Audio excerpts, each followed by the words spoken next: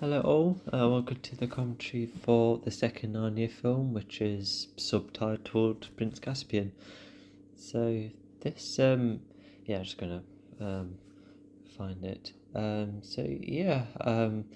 Some like this one, some prefer this one over the first one, and then you have others that prefer the first one, thinking it's the only good one. And I remember that the second one, it's not aged. It's a bit more mature, because I think this film and the following one have like a 12 rating, which I think is a good decision because a lot of 12 films you can still take to see kids with, especially like the Pirates of the Caribbean films. Anyway, so the first film kind of introduced why I'm doing these films, but anyway, I'm very curious to see if this one holds up and if it does well in that. So yeah, let's go in 3, 2, 1. Sorry, I've done those sound effects before. Okay, so you should see the the castle sequence, which I do have a soft spot for, but I think that blue castle logo is probably just a bit more subtle and just like smaller. Because this is just sorry, that's my tablet falling. It has like this weird thing where it can't like stand properly, not without its Bluetooth keyboard, which really sucks. What kind of transition is that? Oh, it's the film. Okay. So wait, hang on. What kind of planet overclips this moon just then? Okay. Regardless, so we just zoomed into a castle and there's a load of people. This is definitely in the middle of some action.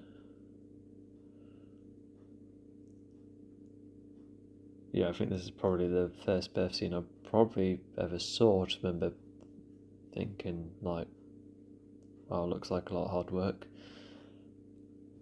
And it looks like it's a success. So that drives a lot of Miraz. Okay, so that's the main villain's name. Yeah, so that what we just saw there drives a lot of his actions, but we don't really see that newborn an awful lot.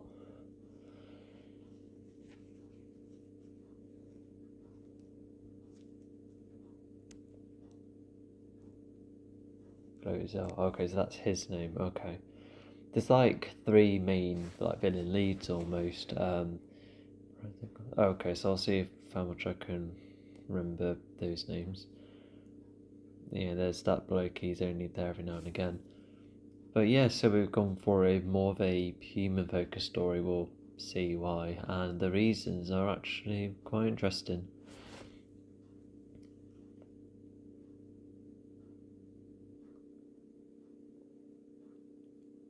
There you go, just to keep him quiet. He's a bit jump scared, but he's fine. No, not 5 more minutes.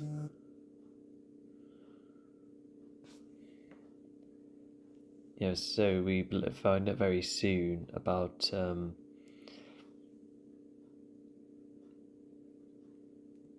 so he needs to get going. I think, does the film later reveal some reasons why? I think one reason is because it'll just be a son, ruling the throne later on, as opposed to a nephew. Which, if it is as simple as that, then fair enough. Yeah, I say that this film also had moments where it was a bit too dark at times, but I think right now I can see that they were just trying to ambush Caspian there, only to be unsuccessful. Yeah, he's off. Oh, I should have seen a lot of splatter. So yeah, that's made them kind of annoyed. And also looks like he had a pet, probably like a falcon or like a sparrowhawk.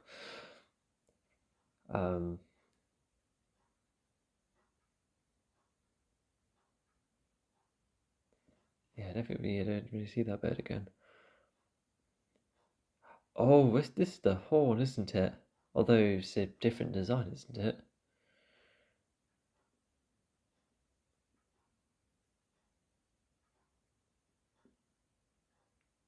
Oh, what is it? And I think one thing you'll later find out is that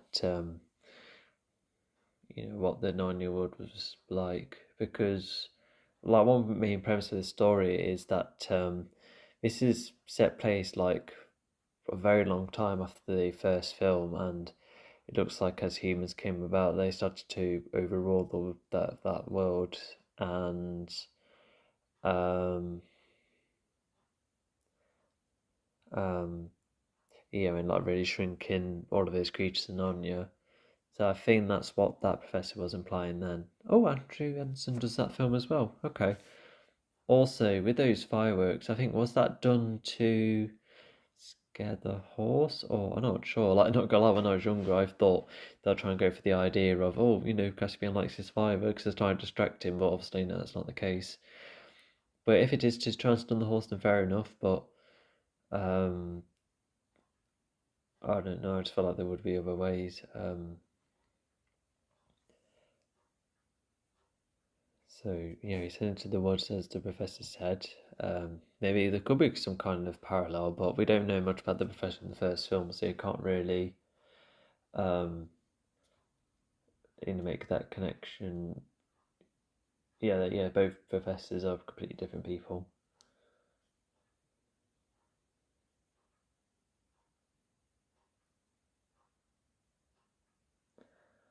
Okay, so they must have been told that the woods is probably like a dangerous place and that. And so I guess we'll wait and see what we've come across. It's actually been a very long time since I last seen this.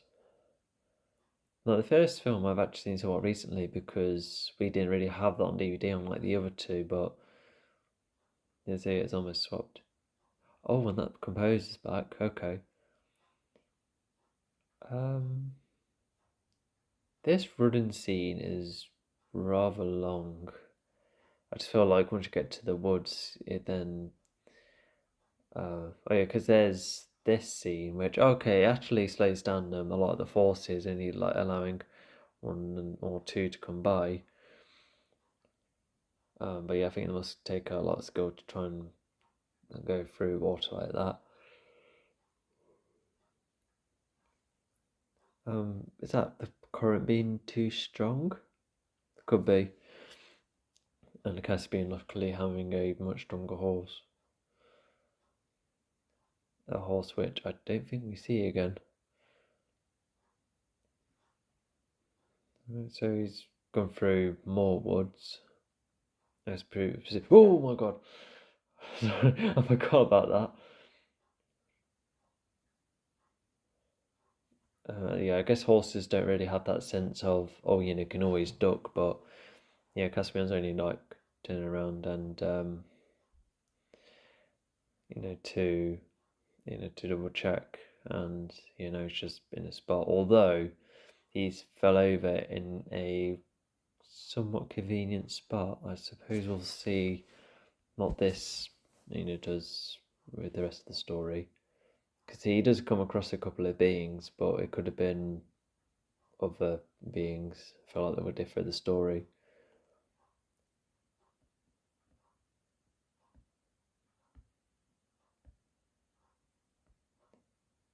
Oh, I think he recognises the horn. And they probably see that he's slightly innocent. Oh, no, definitely not. Okay, well, he's brave enough to try and confront the army men.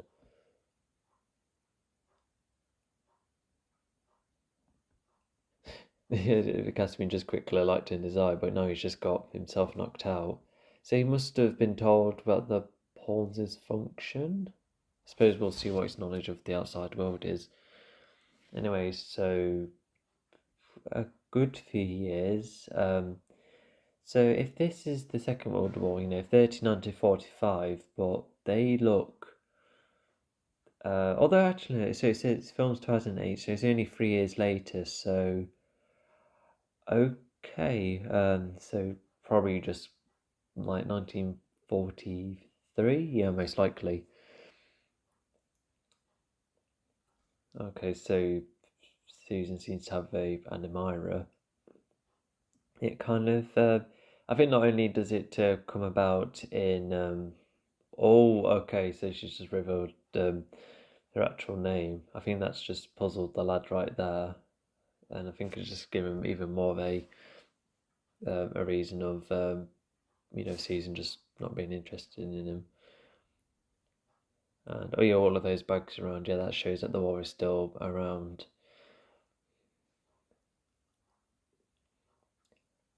And then yeah, fight is happening, and yeah, so Lucy must have seen this and then quickly told Susan about it. Yeah, Peter may be a good swordsman, but hand-to-hand combat is slightly different. And yeah, he's just got himself a bit distracted, and he's also outnumbered. Okay, he's done that. That's rather good. Oh yeah, he comes to join in. Okay, good for him. So these must be like different like schools. Maybe like the kind of schools you settle at. I nearly call them boarding schools, but I think that's the right term. Oh, there you go. Here's some soldiers. Yeah, they've got a lot to do. They don't want people scrapping.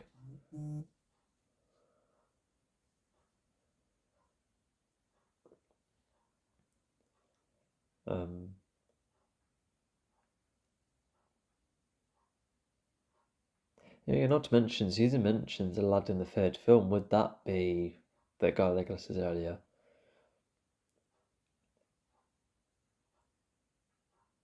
And then, oh, so Peter still acted.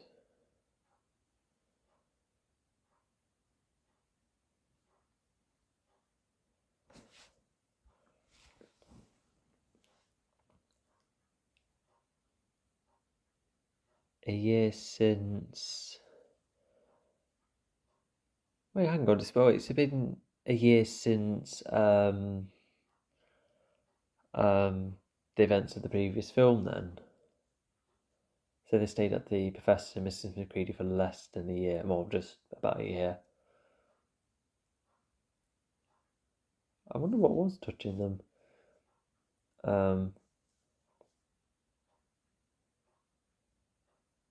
Okay, this is rather sudden.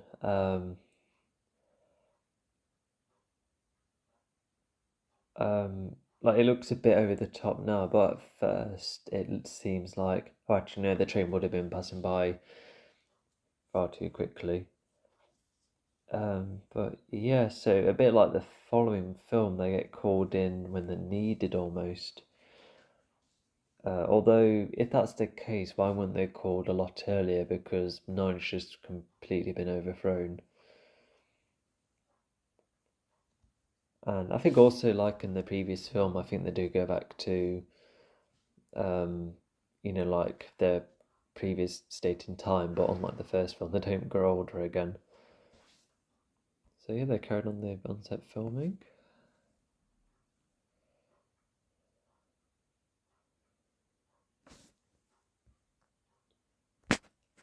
So I think from their knowledge, they think they're already in Narnia. Yeah, because there would have to be. Yeah, well, yeah, what other world did they have like a connection to, especially when they were previously tied to a prophecy? I wonder if that does get mentioned a good few times. Well, there's the king and queen stuff, of course, although I wonder if there's anything else. To mention, if the prophecy was, that they would be like, the guardians of this world, a bit like, almost a bit like Aslan, just overseers and those who protect the land, but.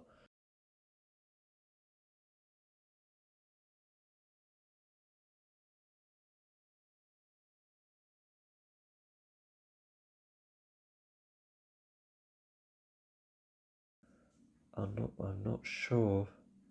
Because also, when did what made, was it like Aslan who decided to add these humans in only for them to eventually become Town Marines, fully armed army, and then start overthrowing everywhere. So yeah, the kids were just having some fun. It was playing some familiar music, kind of taking us back to that kind of sense of adventure, but then seeing ruins. So yeah, so we can see it's been a very long time, and who knows who made these, or what these buildings were. Oh, she's walking around in bare feet. Don't hurt them.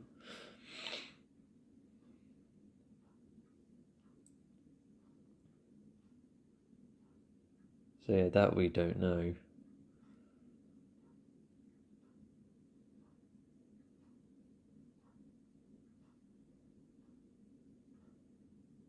Oh my god. Oh, okay. So yeah, we're talking about an extremely long time. So okay, so that's one thing they did. They eventually came across this land. Seems to be different. Actually, that's not a name I know of. That must be, I don't know. So they used to play chess. Like, okay. Whilst during those times where they stayed after the victory, in the previous film.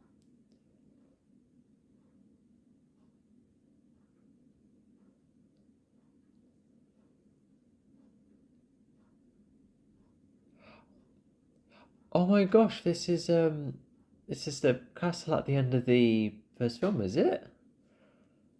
Oh my gosh, it's this coastal area. Oh my gosh. Wow. Yeah, no, I don't used to like think much. When watching these films, I think I just kind of like took it as its stride. But okay, oh my gosh. Um, yeah, sorry, I think I'm gonna might have like a lot of times like that. Okay, and oh yeah, yeah, I think they're married. These two characters, she doesn't get a lot of screen time. Okay, so he's about to find answers.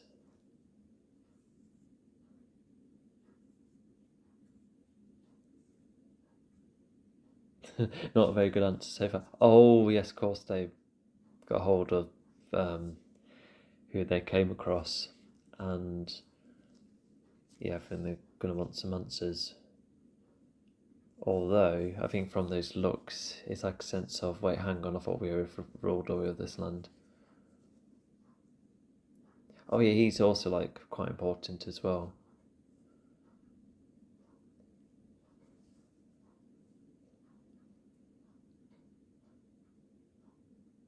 Yeah, I wonder why these chairs are empty.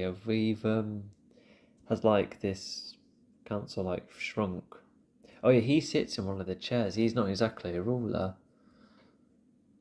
Oh yeah, the Caspian's dad was the ruler, of course. I think. Also called Caspian. Okay.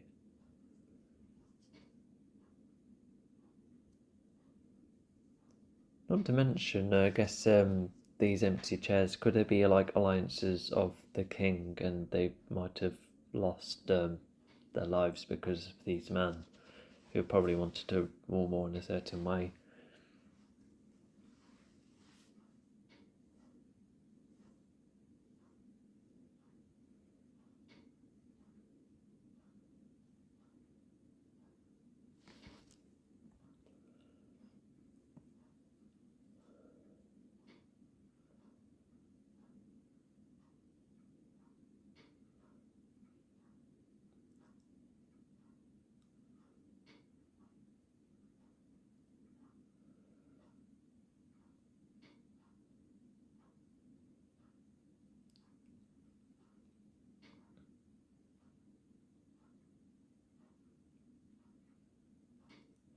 Yep, and he has the proof. So it was like seen as quite a assumption, but no, it looks like they still have Narnians amongst us.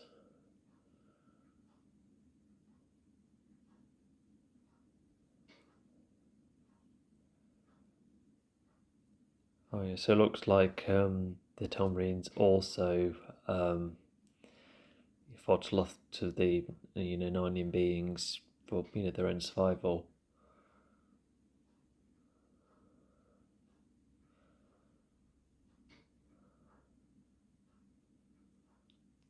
So that's implying that they got distracted by their own politics and their own development at a point where, ouch.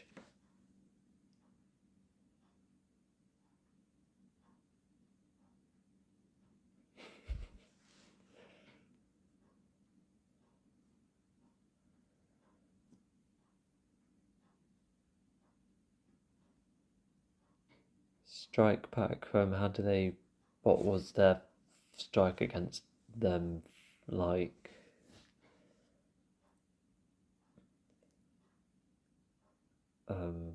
Okay.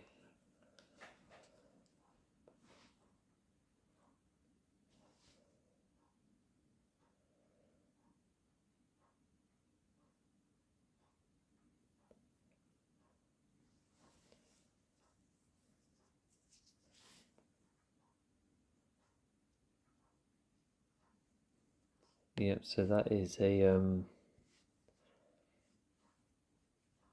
it's a good guess, because a lot of the buildings would have been still standing, but if a lot of it is down. Yeah, and it looks like they're doing some investigating. What are they breaking that with? Oh my god, are they using their bare hands to rip away wood? Don't cut yourself. Well, that's one way to undo a lot. It looks like Peter has super strength. Oh, and he has a penknife as well.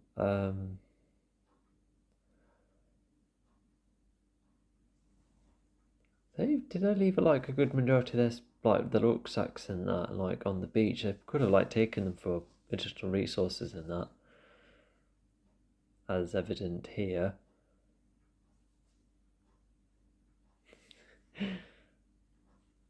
Yeah, so despite a couple of bits and bobs, you can already tell that they're all more grown up and they are getting on. Despite Peter getting fought, that was just a problem he was just encountering, and very very little. There was a big disagreement on what Peter should have done, but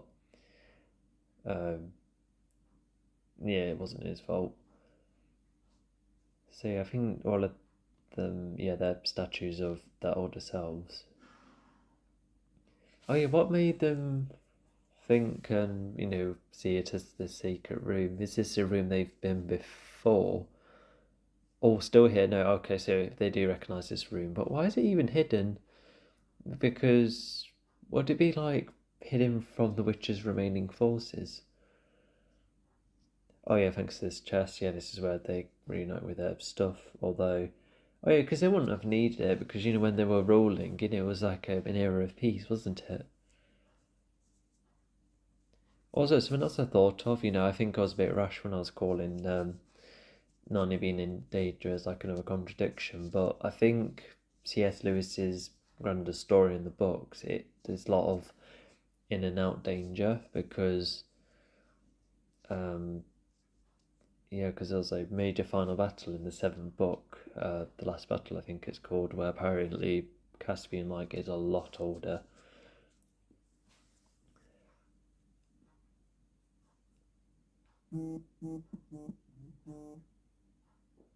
Sorry, that's a lot of buzzing.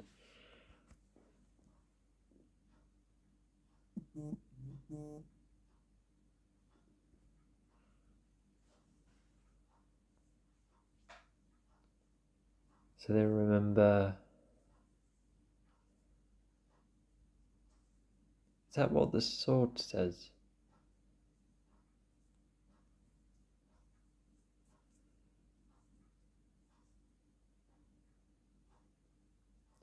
I think that the likes of the dust and all of these, what they've encountered so far.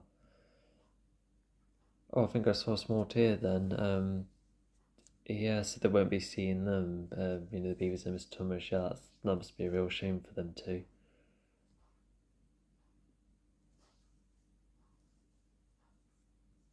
So a bit of levity, to make these guards a bit more human, and even I don't know who the character's name, who's currently tied up, but he does like have a bit of a personality, a bit of a case of you people. Okay, that was quick. Um, Although they know that um, they know the place has been attacked, so we're probably going to start making the way. What caused all of this danger, and the Beavers and Mr. Thomas they could have gone by old age, but I think they think of something a bit more serious. Well, of course, because the castle being turned into ruins, and as they were making the way down, they probably just saw this boat and made their way down there. But I that's just quite a big cut. Also, I think he should have chopped the mouth throat first before the hands. But well, at least he's alright. Yeah, it's a poor choice of words.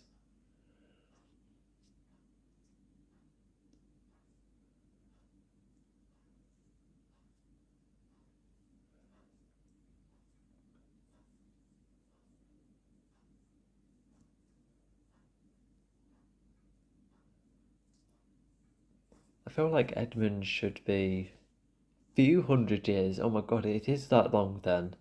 I thought I was gonna make such a big irrational guess, but no, it is like hundreds of years later. Oh, so from the weapons and that, he recognises. He's heard about them. Probably, how they all entered as children. But also from Edmund, when Edmund was like, "Tell Marines," with a question mark. Did he sounds like he has herded them instead of asking, "Wait, who or what are they?"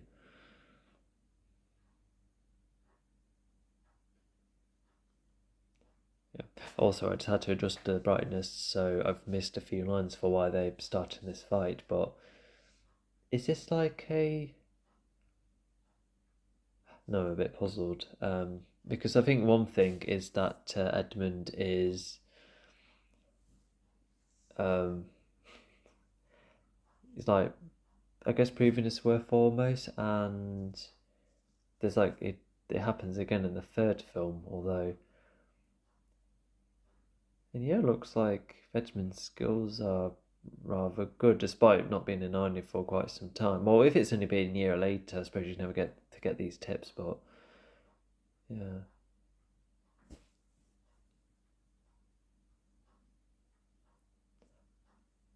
Oh, so is it? So does the professor know about just about the four who were tied to the prophecy, and I just needed them back around? Oh, okay. So oh yeah, because the professor says something about finding, how he found the horn. So the horn must have got buried for a long time. That's why all of this chaos has been happening. And now the horn is back. Now the four of them were able to return to help them. Okay, so that helped clarify some things. There we go. I got a badger. Oh, cool. I wonder if he's related to the Beavis' mate. The Beavers' mate. That's hard to say. So they're kind of wondering what to do with him, and you kind of get some sense on what their personalities are like and how they kind of get on. And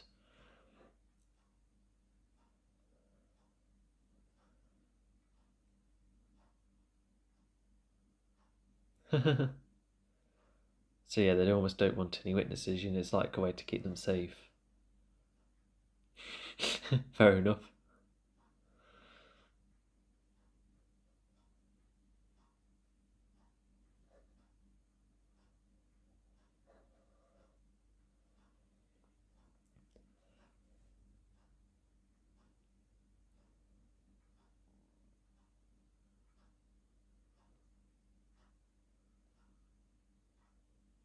Yeah, so he has quite a grudge against humans.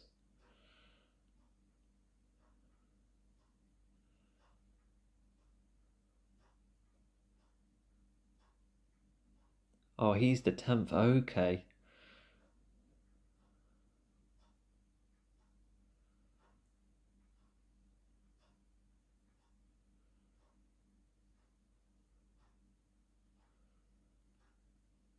Yep, we clearly could see that.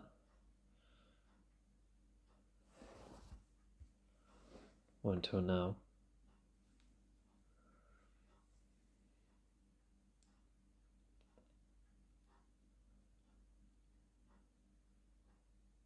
So yeah, Caspian's almost like a side of himself, although yeah, so he needs to get going. Um,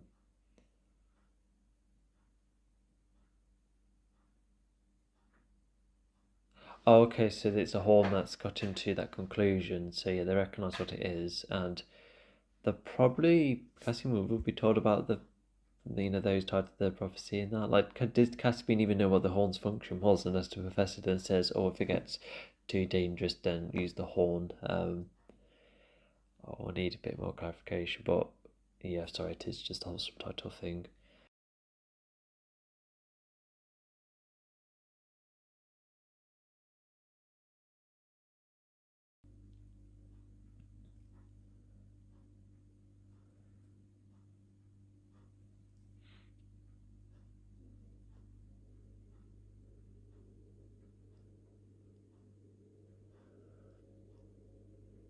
Um, so, um,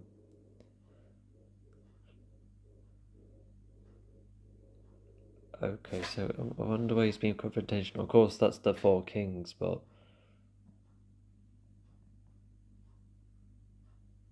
okay, so it looks like the Gunkel now knows about the horn being discovered.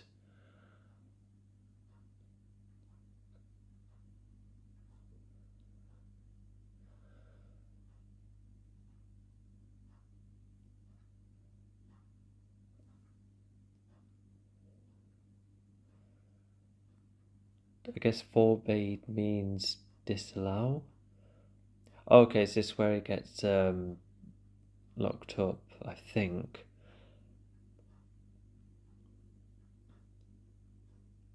Oh, deep magic is getting mentioned again.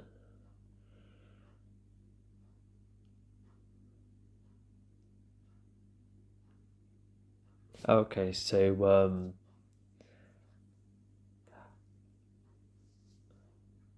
okay. I'm starting to look back now. So the uncle, well, yeah, I guess we'll call it the uncle. Um, so yeah, it's a red arrow, from Susan. So he must have recorded that from the boat, and then that's why he started to make some connections, about how Caspian would have used a horn and how they found out that the professor found it. Because I reckon like one of the uncle's ancestors, or even him, probably tried to hide the horn in the first place. Yeah, I kind of missed that exchange, but now they know that the professor locked up. Ah, yeah, that river construction, they've been already at it.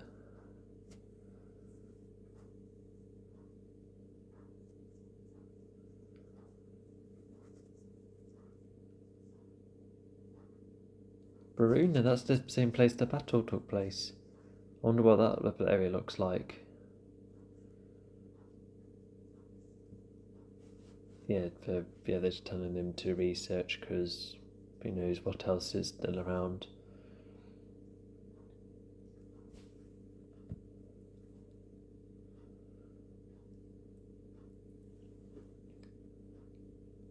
So yeah, I think alongside the river construction, it looks like they're going to prepare themselves more to finally get rid of the Narnians.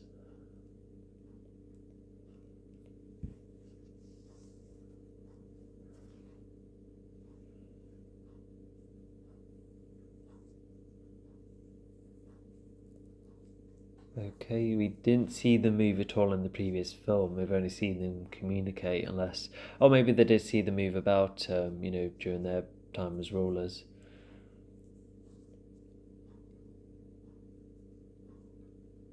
So yeah, they have been still as like their way of defense.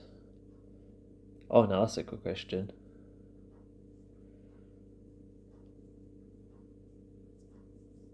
So that's what he and others believe.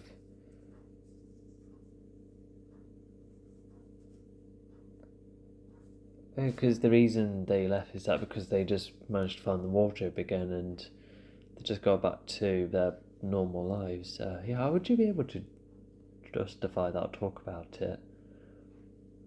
If this is like a brand new reason, because sometimes when protectors are out and about, it's normally due to a reason within the universe, trying to find something, or how absence may have helped something, or a whole heap of reasons. But yeah, this is a whole different new situation. These are like rulers that have set like a primary life almost. So yeah, Lucy still has her naivety, and she still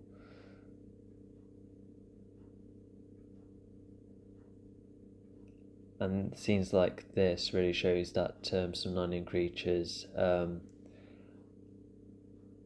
so that there is either more hostile, or he really has like a grudge against humans. But she was referred to as Your Majesty. Yeah, because rulers, the Tommies have rulers.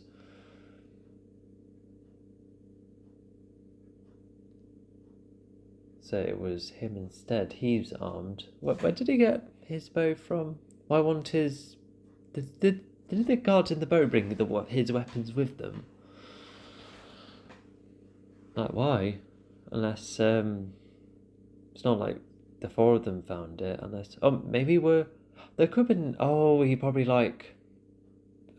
scavenged from the soldiers. Okay, that must be the reason. So despite being giving a thanks, I think he's disappointed that this had to happen.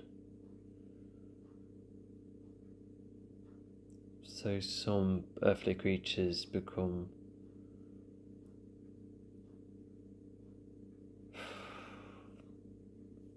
it's so yeah, that gets clarified, and that it is upsetting, like thinking about in the previous film. Although does that, I guess, like the difference between the intelligent ones and those lesser intelligent, I suppose that's like a free line from time to time, but the whole wild animal thing doesn't really come up again, so as I can remember. Oh, I see. So yeah, Caspian's just walking on his own, and so they're trying to maintain hidden, but now they're just now they're just part of the journey. So yeah, this is where they first hear the word of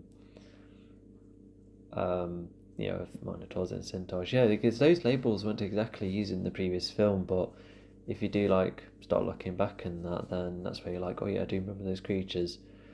And they do clarify, how Minotaurs are fearsome and Centaurs seem to be like a bit friendlier, I suppose. So Caspian has an idea about Aslan, thanks to the professor.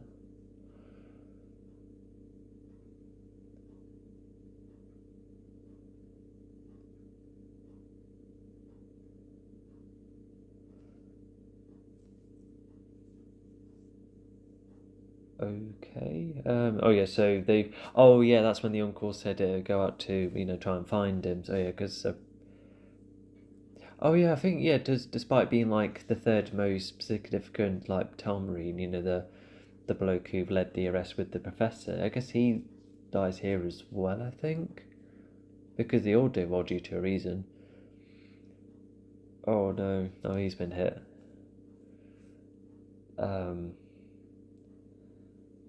Oh, do be careful. I think you would have to close in a tad to, for more of a proper aim. Oh yeah, Caspian is already wondering. Wait, what was that? Yeah, who. If you remember who that is, he seems to be rather quick. But yeah, Caspian does both things. Both the horn and because I guess the horn. Wait, if you both the horn again, does it facilitate it or help with where the problem is actually occurring? Is that if using the horn again, or evidence of who blew it? I suppose that's one important way to keep it. So yeah, now the dumb numbers are lowered, he's going to try and face them. I suppose he can deflect arrows. But yeah, now that this dude is on his own, and he does a good idea to make himself a bit more rational, but that does nothing. But who's that creature? Who is it? Is it miniature Eddie Izzard? And oh yeah, those cuts are a bit weird, a bit too many there. But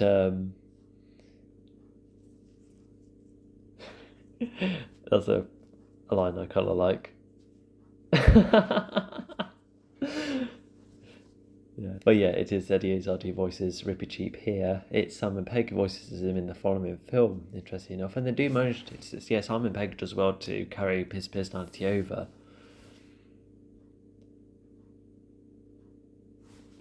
So Rippy Cheap seems to be keen on taking him down, although... Oh, okay, so they know each other.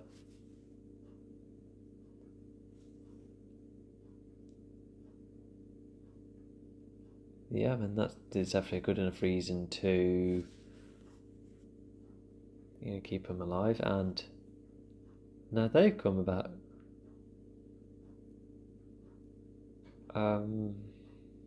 Okay, I wondered how. Oh, okay. Was so was Reaper Cheap? Of course, it would have been with the centaurs, yeah, because he's not on his own. But I guess the centaurs must have followed him, and then that's how they all gathered in that way. Quite funny for to use initials like that. Yeah, initials weren't really a thing in the time of old.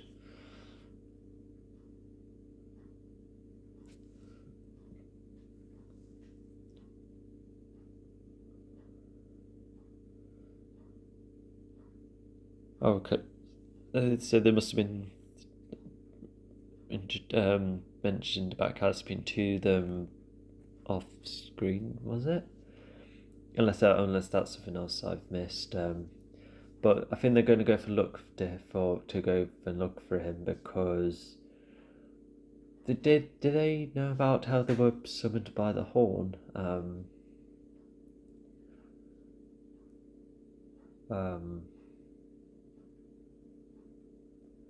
Yeah, once again, something that I might have missed.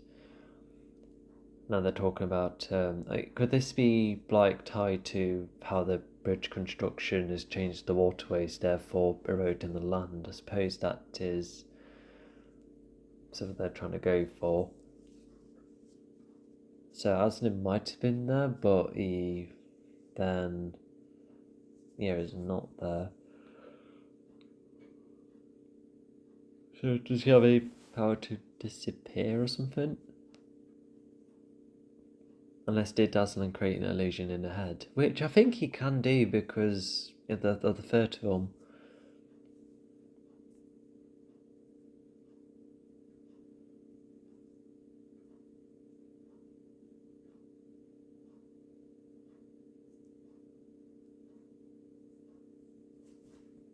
Yeah, that's acknowledged and carried over.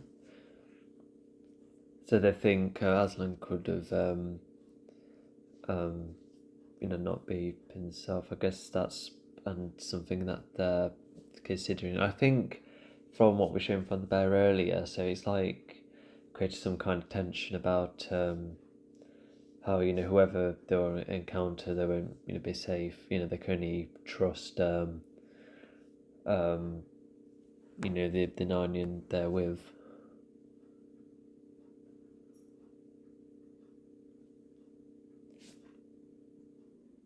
Okay, so now they're debating for what to do with him.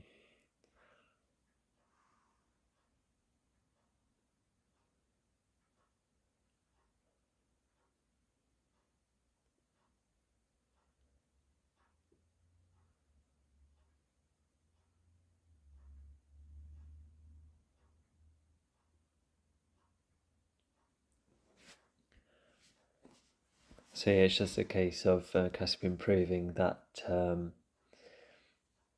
it's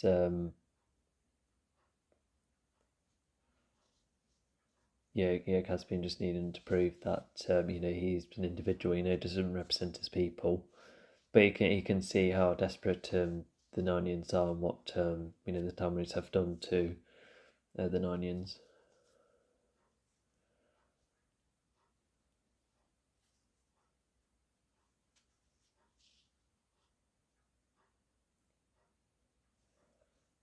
So Narnia always had trouble.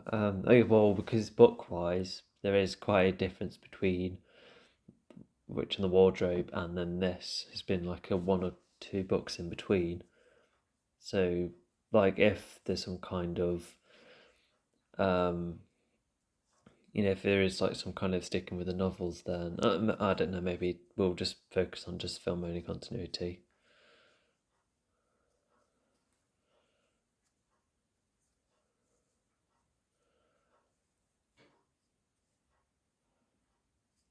So they must be other entities.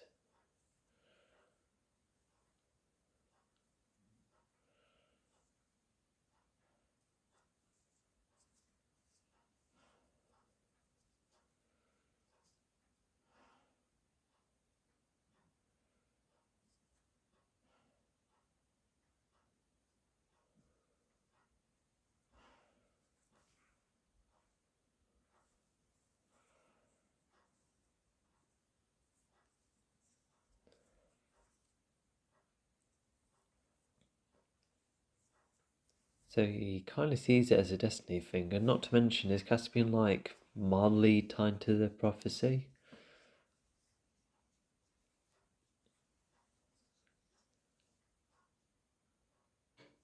Okay, so he's managed to earn their trust. They can kind of see why, because Caspian's not hostile. But yeah, they're all on the same side, so that's good.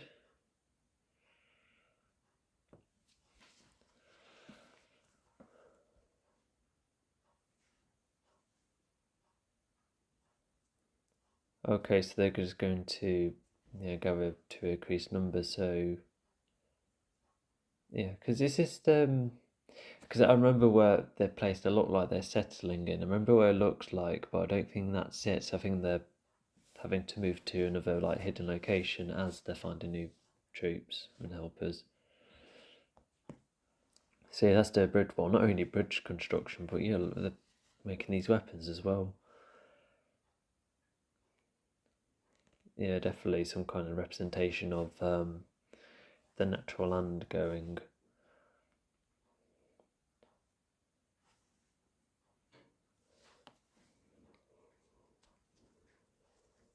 Yeah, look at the many ways of construction. Seem to hide, yeah, well enough I can see that working. So they just encountered, all of them. So now they're going to have to find another route of some kind.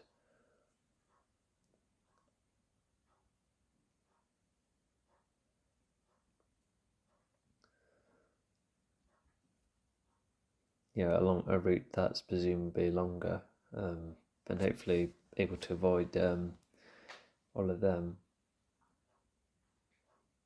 Oh, so they were. Oh, okay, so it looks like they're just about previous step, but they're all just asking Lucy again.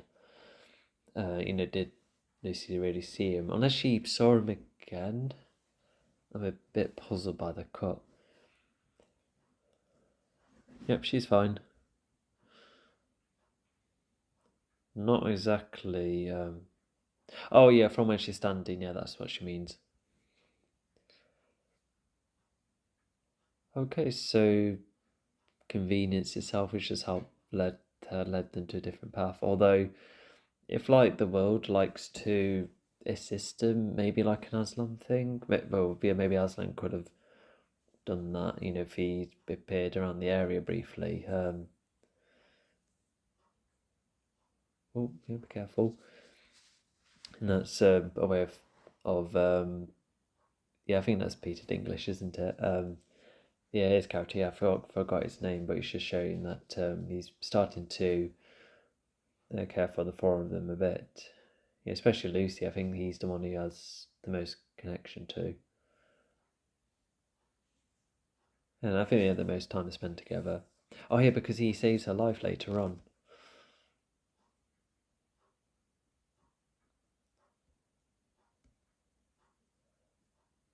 It could do with having more sleep because it'll be a long day tomorrow, but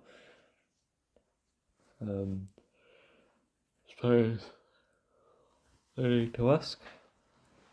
Or she needs to ask rather. And he's listening to this as well.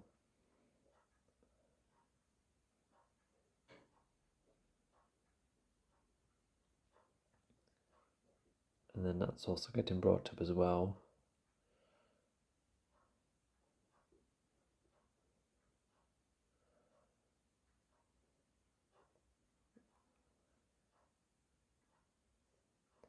Yeah, I feel like there's an odd thing for Lucy to say because, like, yes, they are back to Narnia where they would have had some nice memories, but the battles are happening and, it's in a dangerous spot at the minute. And I don't know, there hasn't, because in the first film, it was an adventure where it gave them like some kind of escapism and purpose whilst the war was going on, but in here, they're only in a bit of a mundane spot, only to be, called for help. I guess, when Peter was getting attacked, I think it would kind of given us that sense of them. Oh, maybe they were like being treated as outcast in some way. Like there was all of these kids like with all different uniforms. There must be like rival schools or something. So, and I guess Susan, has been bothered by, like the lad from earlier. So I think Lucy's wondering, oh, you're finally here again, away from the mundane. But Susan said earlier that she seems to be getting on right with the mundane. That must be the same entity as the first film. I don't know its name.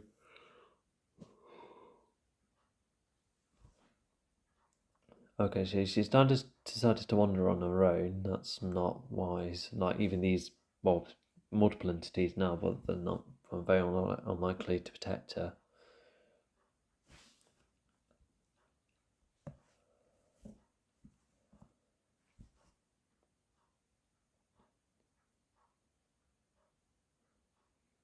What are they telling her? Oh, she's only dreaming. Yes. Oh, okay. Yeah, that's why. Yeah. So the trees move in this world. So that's the first confirmation. But this dream is basically about how she's wants to see Aslan again. You could then definitely see why at this point because they all could do with some extra help.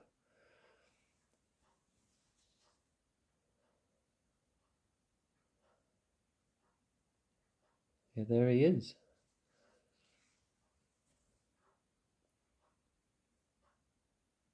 The interaction is rather, like, the VFX interaction that's rather good and convincing.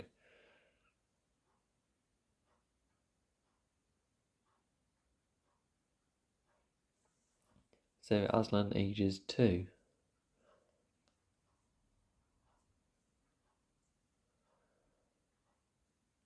I wonder what you meant by that. Bit of an abstract answer, but hopefully we'll get more answers. Why hasn't he been around? Could it be? Oh, I know, but because when he does get involved, he does, help the entire land. So yeah, why hasn't he come yet? I guess it could be like a case of him assisting the four in the prophecy that have to be the ones to protect the land. So is it just a case of them helping the four of them enough, and then when he's needed, he's around? Is it something like that? I'm not sure. Okay, so she's trying to reenact the dream, and she is wandering off again. So, but last time wasn't an excuse because it was in a dream, but in here, yeah, she's in proper danger. Oh, okay, Peter's managed to catch up with her quite quickly, so that's good. Oh, yeah, they were starting to wake up after all, so there is that. Oh, yeah, so they don't know that Minotaurs are friendly.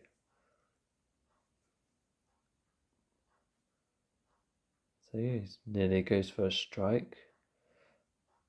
Yeah, I think Caspian and the others are probably just moving and also, gathering other people, but then they're just, and so now the two royals have reunited. Did Caspian like lose his sword or something? Only to try and get hold of Peter's.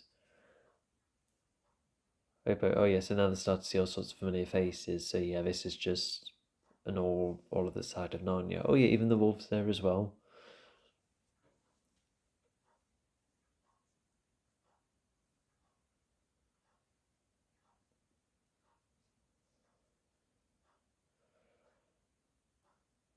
Yeah, so now all four of them have come about. That helps clarify some things. Now he's around too. So yeah, they're all on the good side, and he finally has a chance to see the sword.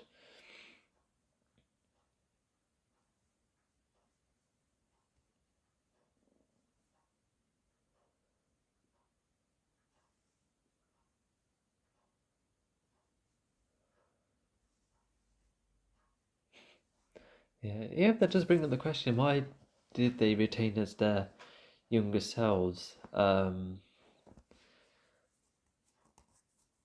instead of come back as older?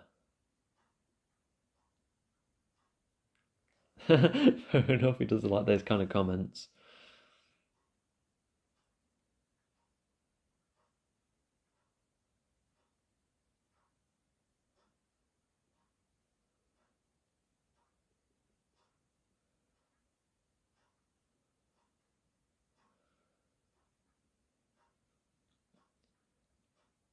Okay, so that seems to be more of his role in the army.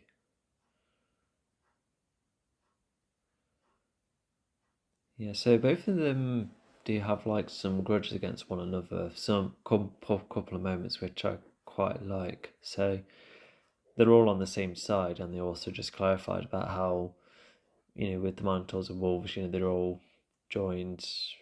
Well, yeah, just the entire Narnia race against the Telmarines, basically. You can assume they've all learned to get on over time, especially without the White Witch's influence as well.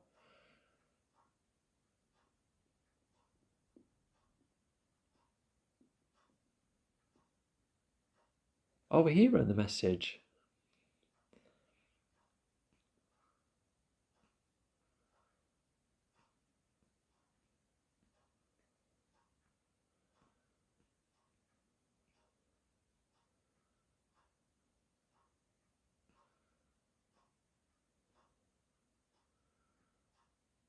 So it's going back to that night with the chase, okay?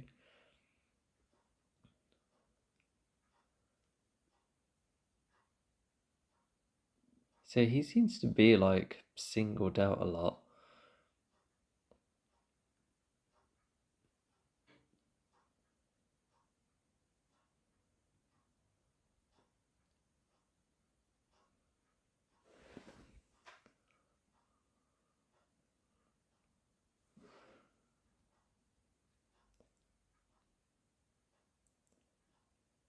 So he's, I guess, like the uncle really doesn't like losing his forces, and he's just like punishing the general for not having his forces survived, and despite the 9 years, being the Narnians being very low in number, I think he's probably like still on edge.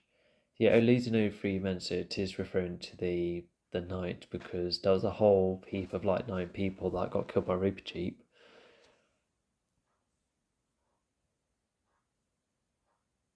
So I guess it helps shows more about the general gets a bit singled out, and okay, and that confirms that decision for the uncle to be the king. And oh no, actually, so did Reaper Cheap actually kill 3 men? But the rest were just injured, knocked over. Is that? Oh, okay. So that's what it is. Oh, okay. Okay, I'm starting to get it now. Sorry. Yeah, so it's just a general fading again. So they're catching up, which is nice.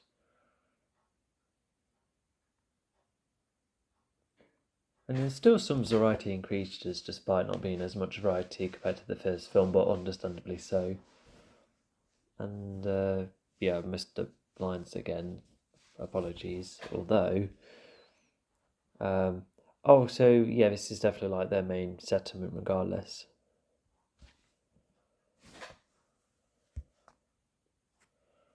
And then just about to be given a grand entrance. It looks like there's time and place. Oh yeah, this is already set up to have the blade a bit too low. Oh yeah, and Caspian sees, how like treated as the royal they are, which, Caspian has never really been treated as such. So yeah, this is like slightly reminiscent of the end of the first film. Yeah, the centaurs are pretty much like the primary army men, almost. Like the main representatives for the royals. And then you see them prepare themselves. Yeah, a variety of things they're doing. A bit like the first film too, but except it's you're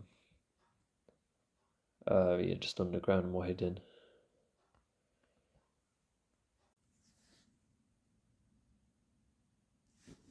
Okay, so what's around?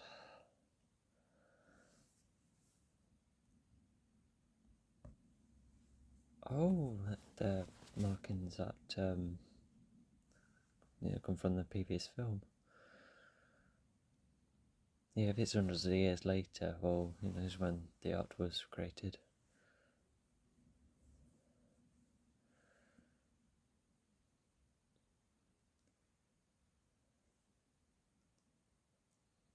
Caspian hasn't been around long. Oh, that's another thing. I don't remember the scene at all. But yeah, Caspian has only been here for a few minutes, and so he's talked about this place as he knows it, unless did he quickly explore here and then go out and about then? Not sure. Yeah, regardless, yeah, let's see what this place is like. Yeah, it's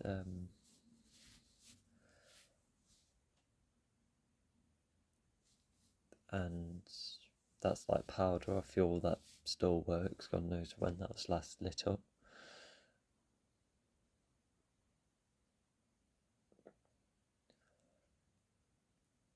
Yeah, it's that where it shows like more history, etc. Like of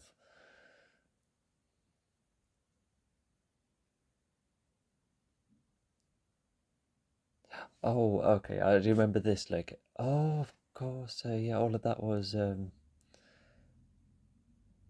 yeah, all of those structures have all been moved here.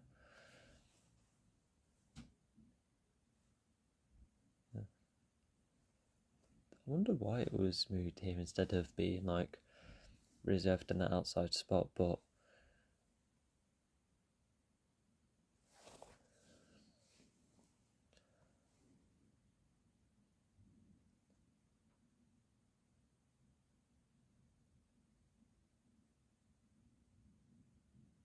what does that imply? Like confirm that he'll be absent. Okay, I got someone watching, so that's sensible. And I think if they do spot a guard, like rather well hidden, I think. Let's have a look. Yeah, that is somewhat well hidden.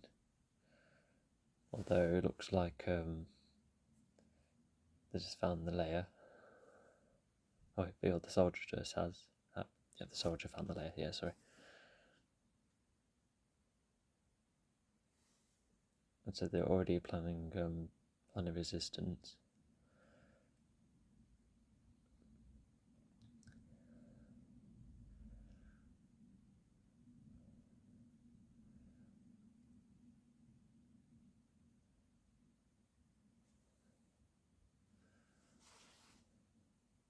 So Susan, did she just agree more with Caspian there?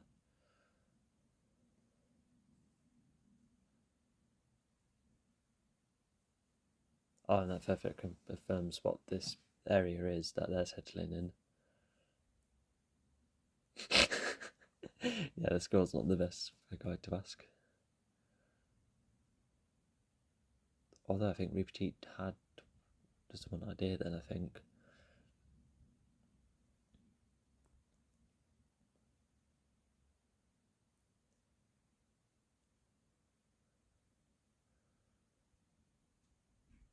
I think Caspian just had a look of him not being as listened to then.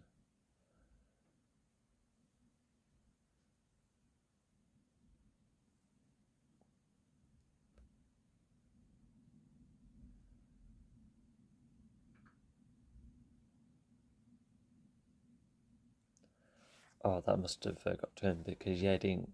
Yeah, because Peter nearly lost that fight. So I think he got a bit insecure then. Oh yeah, so they still have griffins around.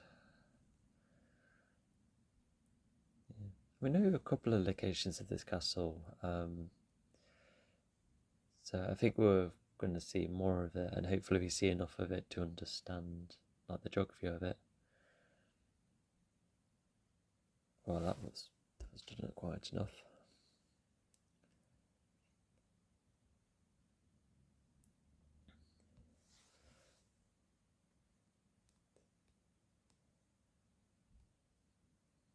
Yep, so he's done for. Where did he go? Let's yeah, I did the soldier go because it wouldn't have been dropped. That would have made a noise.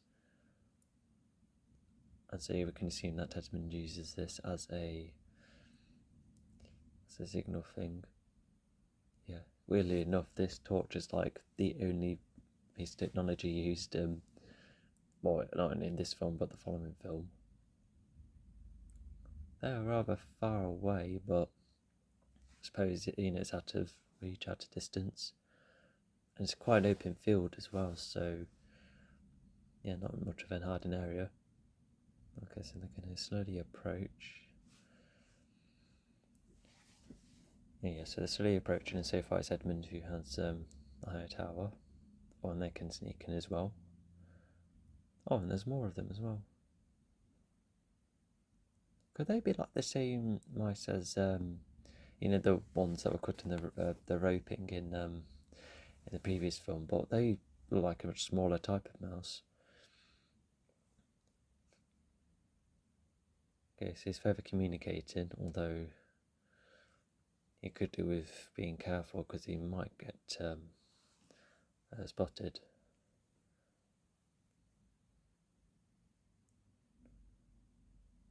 That was probably like the side of his neck, and it most likely tumbled, therefore making a noise, so do be careful.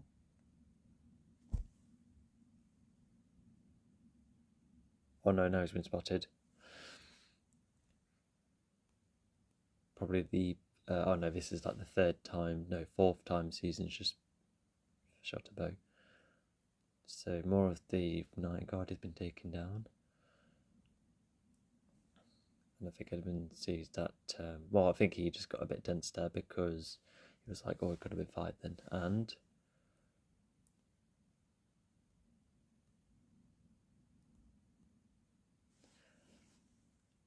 yep, so I think that's some of the ground troops being taken down as well. Like I said, I had a bit of levity earlier as well. Yeah, I do remember this battle not ending well, so we'll just have to see how later goes. And yeah, so because of us seeing the gate earlier, we can assume that they open the gate. Because yeah, they've only talked about the idea of this ambush before. So because normally in films you would they would just like explain the lot and then go along, but at the moment we're just seeing their plan unfold, and it's alright so far. So yeah, there's the night watchers above, some couple of ground troops, and Rip Jeep and some of the mice make a start with opening the gate.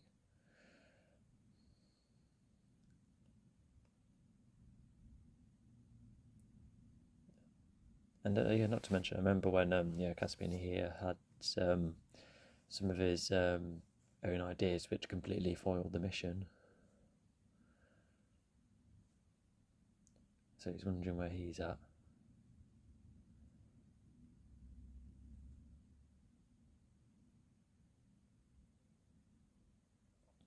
Okay, so they owe him a favour. I think I would have liked I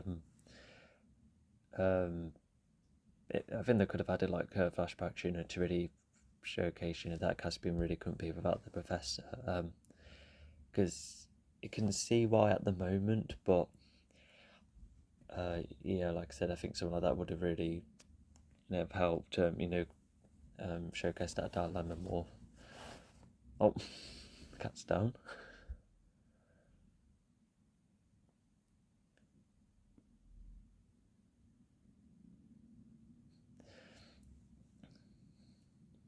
Yeah, thankfully it was short enough quote before going back into action.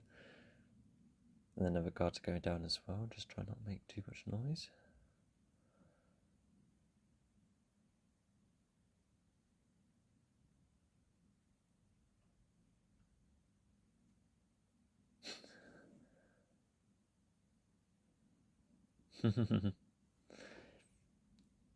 Yeah, a couple of back and forths, to see how they interact.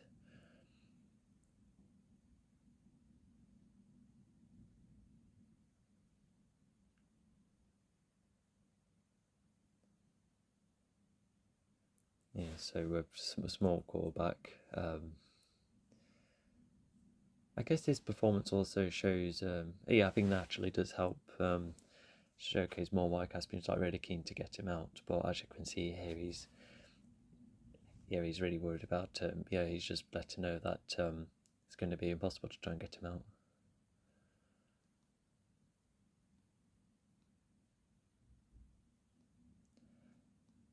I think he's just said something that's made Caspian go for the parents. Yeah, right here.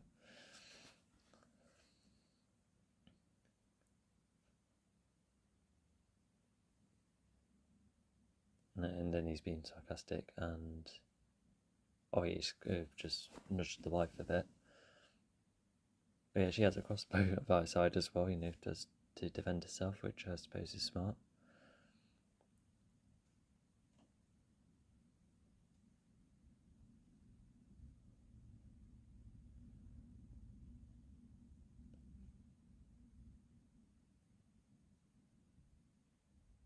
Yeah, and is this also like more confirming that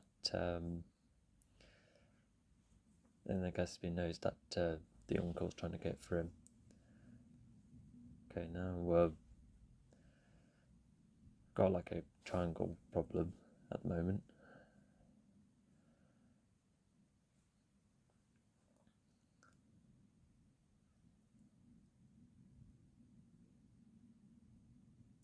Oh, is that what the professor said?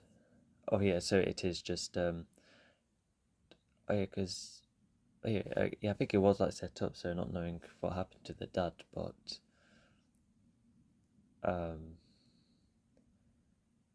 in this is pretty much confirming it.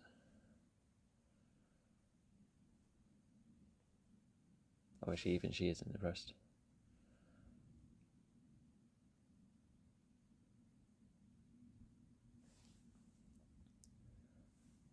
I guess at least the others are advancing, but the main characters here, they're kind of stuck. Oh no, even the what just is that like one of the guards that's just managed to shoot them all? Because from that window side, or no, it didn't go through the window. I think I think the wife made that shot then. But yeah, the uncle was just bleeding, so it looks like the soldiers really getting to him. Yeah, that's.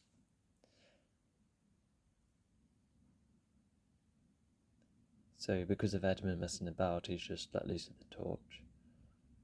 And now that's just puzzled them.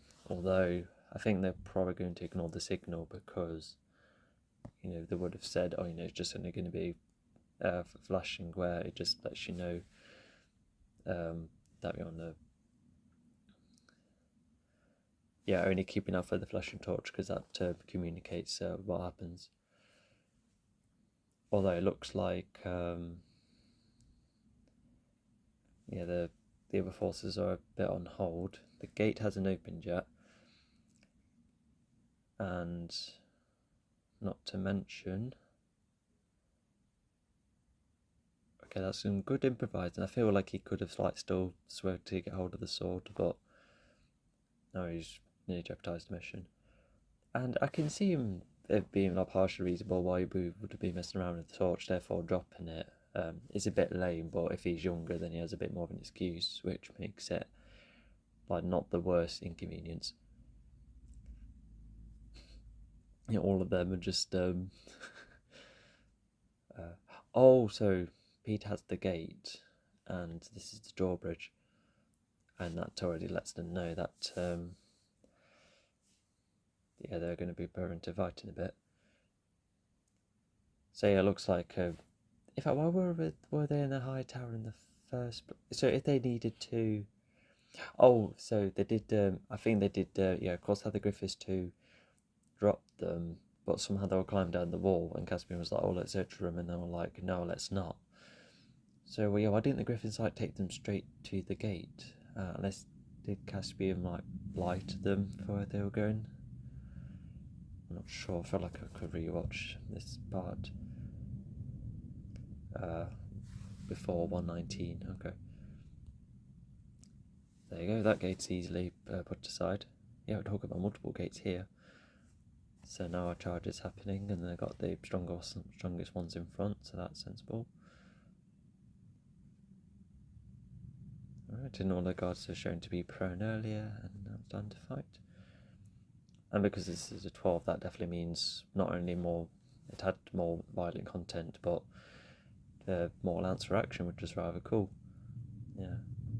Because I can see why the first one would have to be a PG, because if it's going to go for a younger audience, because the first Harry Potters were PG, but I think this, this series definitely needed, a progression to make it more, mature.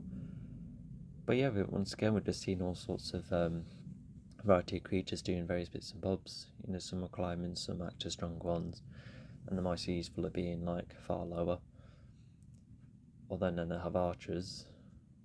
Oh, there you go, yeah, Edmund, you can see which made his way down. So that's one guard down. Oops. Did he not see the others then? Okay. Also, the way Susan threw an arrow earlier, I can see that being possible, but I don't know, it's not a tomahawk where it is designed to chuck things. No, not really designed to be thrown.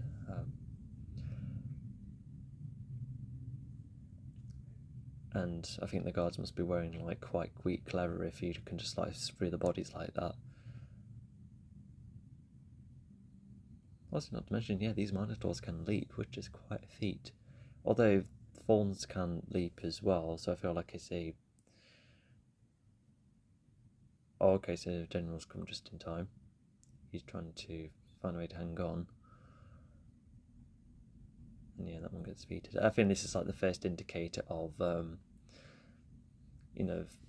of like losing the battle. And yeah, I think Peter's like wondering what to do. Yeah, not to mention this attack was happening anyway, but I think a lot of it's been holded and less prepared because of Caspian kind of messing up part of the mission. Okay, sword comes in handy again. Somehow the torch. Oh yeah, so I think this is where I last see the torch because Caspian then has the torch in.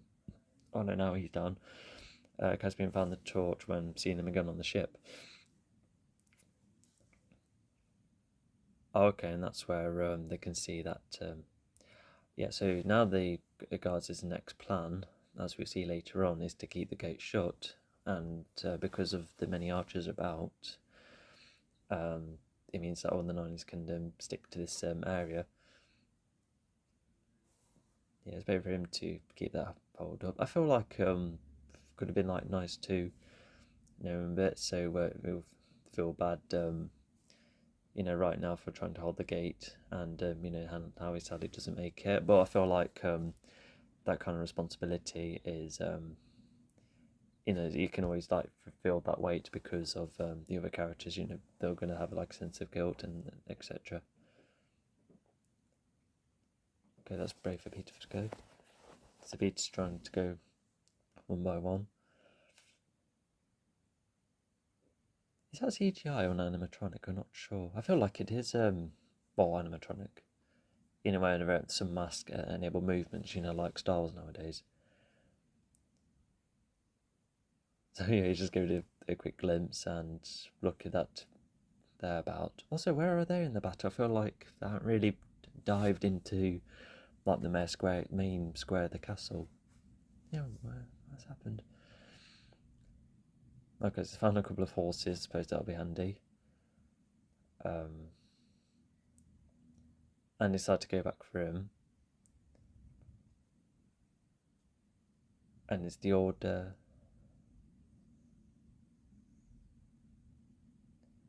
Oh, okay. So it is just one of those cases of so it's like the king can the king can shoot as well. Yeah, an experienced fighter. Oh yeah, we do see more of that later on. So yeah, there is like a risk of hitting the troops, but I think with all of the Narnia creatures being very distinct, that's where. Oh no. But yeah, there's still a risk of hitting the Tamarines there.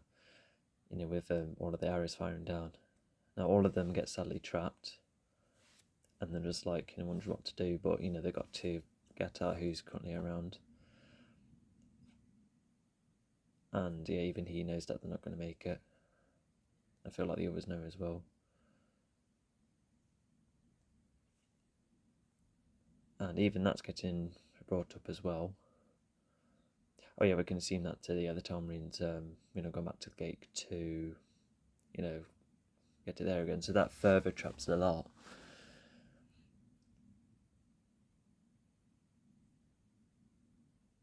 And then you start to see all of the creatures going down. So I don't know where Edmund was to. Maybe because if he was trapped in that tower, he must have like circled around, found one of the walls of the bridge. So maybe that's why he's that far. But now he sees all of them dead below. A bit of a risk to lower down there, but the survivors all made it. Lucy couldn't make it into battle. It's a bit weird why nobody's like around to give her company, or why she's not hanging around with the others, because there's still plenty. They only sent like a good portion to battle, but not an awful lot coming back. Yeah, that it is. Yeah, I think that is quite small.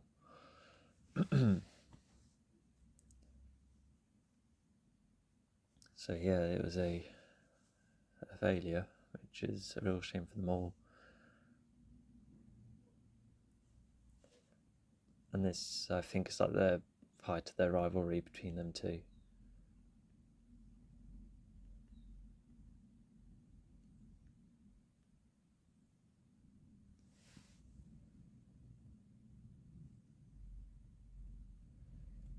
So he's admitting fault there.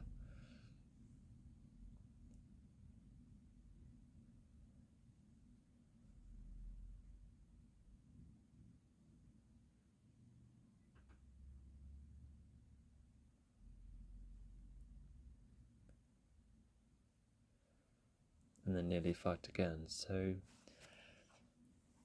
yeah, they're just talking about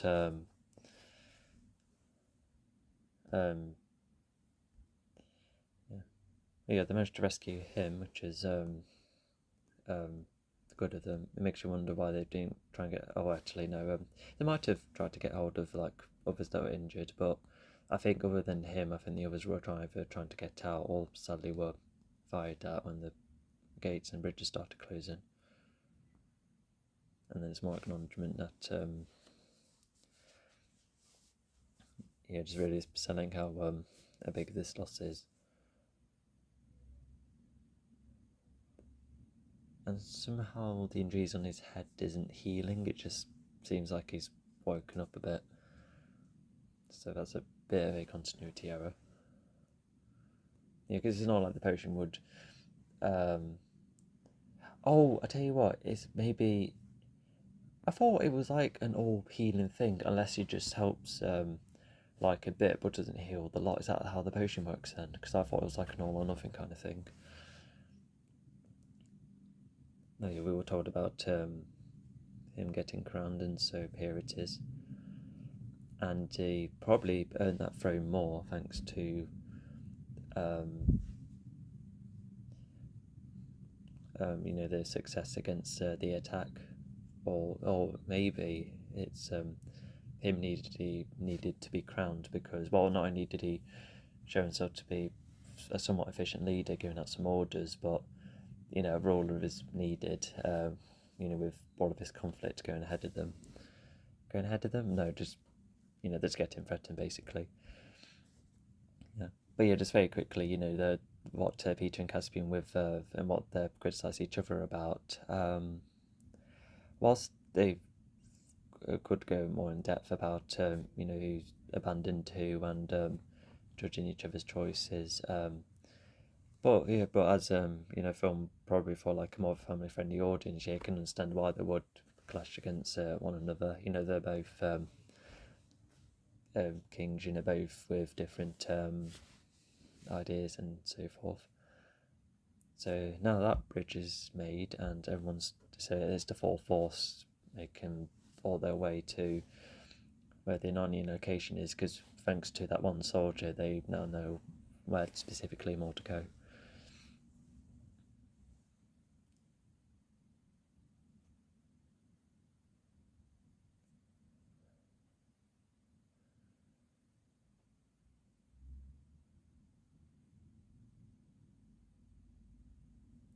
We haven't seen an awful lot of him, although I think later on it does explain what he's referring to. Oh yeah, you can see Caspian's arm is not in the best condition. That should get bandaged.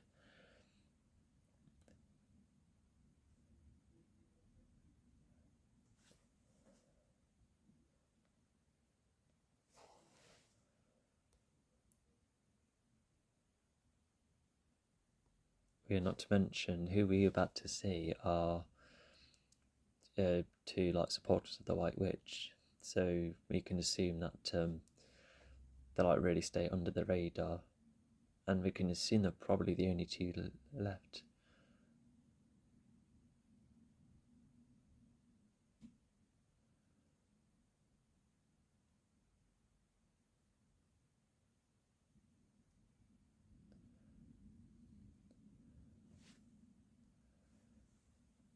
So really something how invincible them two are.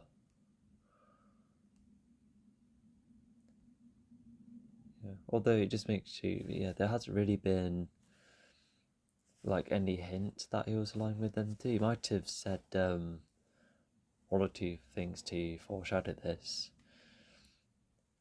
because he wasn't like the most friendliest bloke, but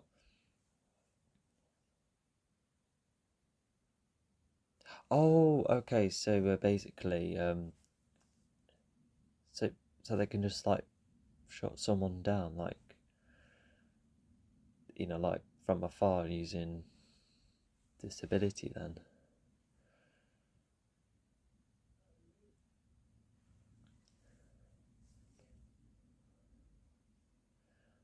oh yeah, not to mention, one of the beings has the White Witch's weapon, doesn't she? That means the weapon would have also been repaired. To which how? Yeah, there it is. Caspian might have some idea what it is. And that was almost like a crown generated from below there.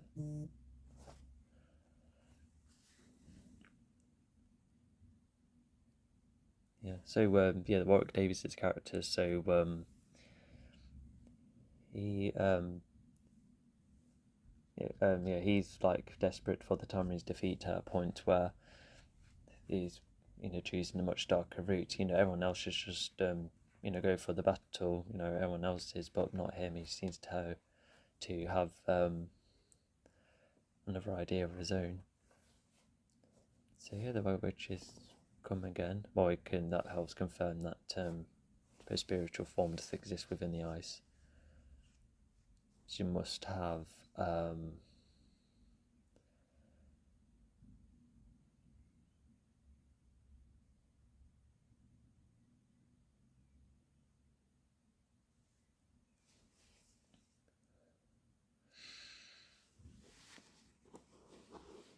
yeah, even if this is like more mature, like especially compared to the last one,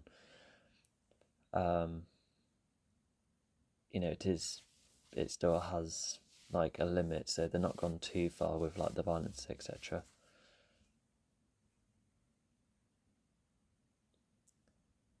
How did they know this was happening? Did they just wonder what was happening, or I don't know what would hint this? Regardless, he started fighting, and I feel like they should have had to chat about oh, Brave Lucy, there you go.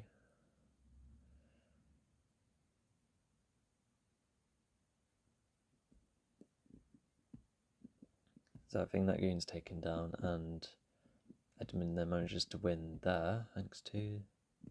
God, that could have been painful. Yeah, I felt like them two should have had like an argument, as they fight, just asking, why did he do this, why go for that? And then Peter then chooses to put Caspian aside to then put himself at risk. I think he would have to, because it's the White Witch we're talking about.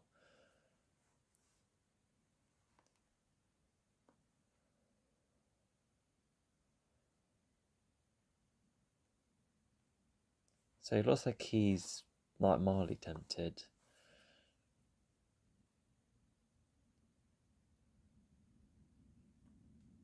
And then, oh yeah, I think that's Edmund, isn't it? Almost like a way of,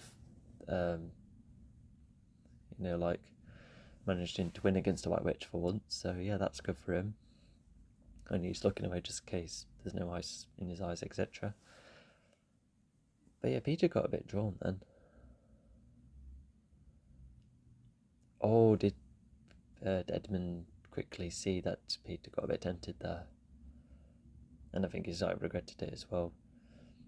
Although, Peter got to the witch to, to warn her off, but she just immediately, said, this is, the one drop thing, it will help achieve it. But does Peter know why this ritual thing happened in the first place? Sorry if I missed something again, but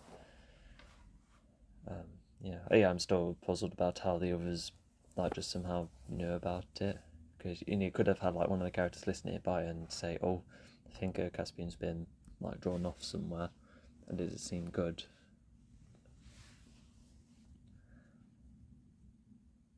Okay, so they're about to catch up more, so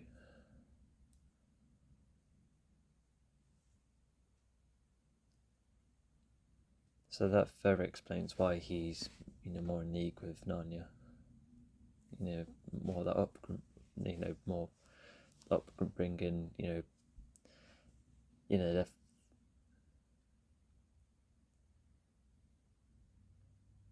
Just basically a more it's like if he's grown up around Narnia more so than not always living at the castle.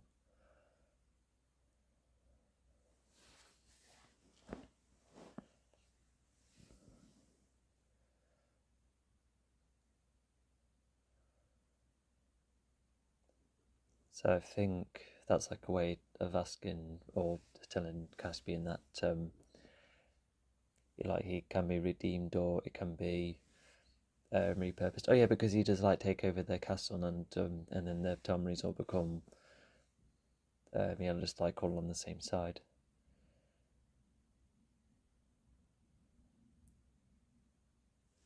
I think Peter will explain why he got tempted there.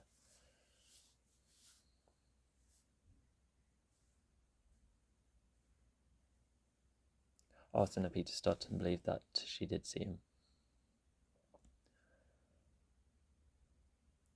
And so they think it's, they would have to earn something to get Aslan around. Alright, so yeah, they've come at a fairly reasonable time, like walking across the bridge in that. Yeah, we can assume it's just been like 30 or so minutes later. Yeah, I quite like the style of the army, they have like a distinct colour scheme and that. Yeah, a whole heap of weaponry resources. Yeah, that is yeah, and the size of that force. Yeah, yeah, there is intention there already. Although it doesn't go straight into battle, there's just a specific thing happening first. So you'll just see how it comes along.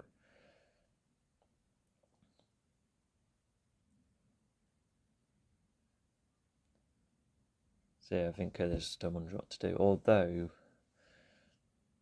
oh wow, he's got like a gold version. Wow, that actually looks rather cool. But yeah, they don't see it as a like an immediate battle. They're not striking, and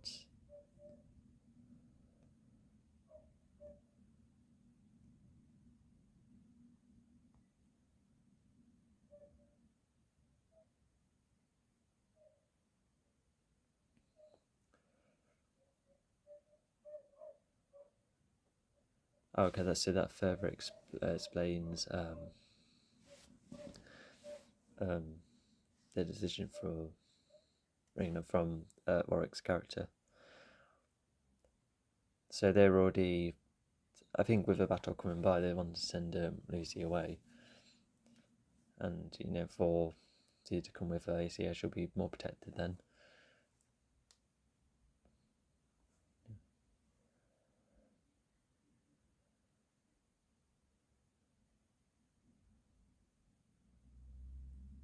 Oh, so yeah, they were about. So I'm surprised that they haven't really like neither side have like communicated, because they could have been like striking at the, the the Narnia's area, right now, but um,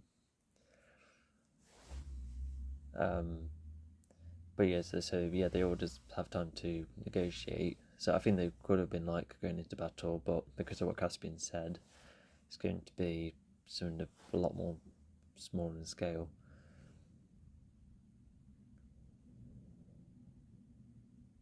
Okay, so they settled a camp around here. I wonder when they did that. And so they've sent a message, so that's a good start.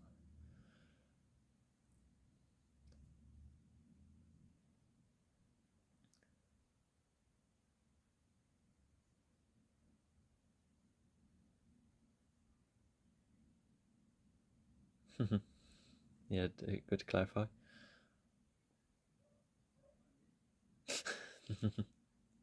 Yeah, a bit self-aware, but I think they're just going to go along with it.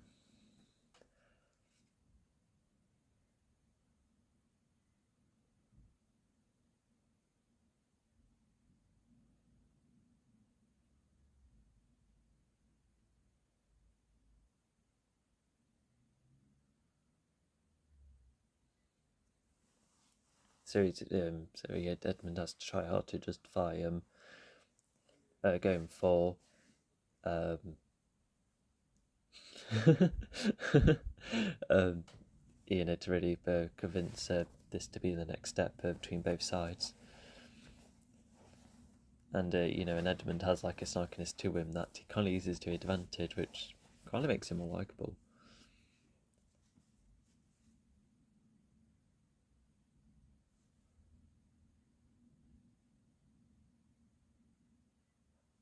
So that point that been against the uncle, so the uncle's almost trying to counter the traditions almost. But they're like, we should go ahead with it.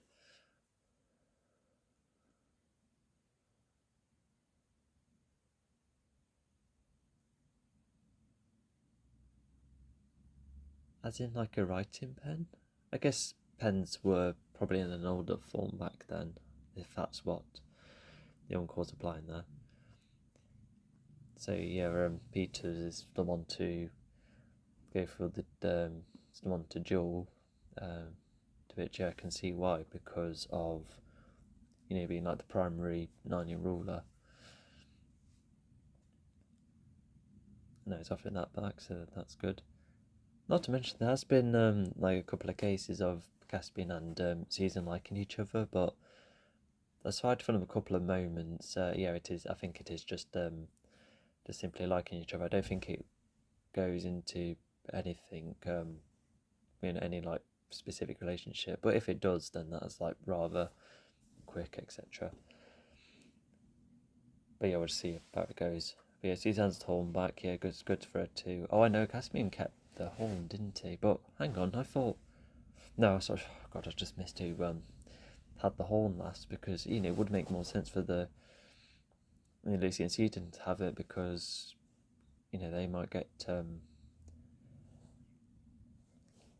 although yeah, I know Lucy sent away for safety, although like I think they would have to go for a hidden enough area, although interestingly enough one of the guards later on go after them, and I suppose it's to oh yeah, I guess it's sensible, because you never know what they're plotting to do. They could have like try and attack their castle again, or any other like scheme, maybe try and get other Narnia help, so I can probably see why, but anyway, we'll get to that.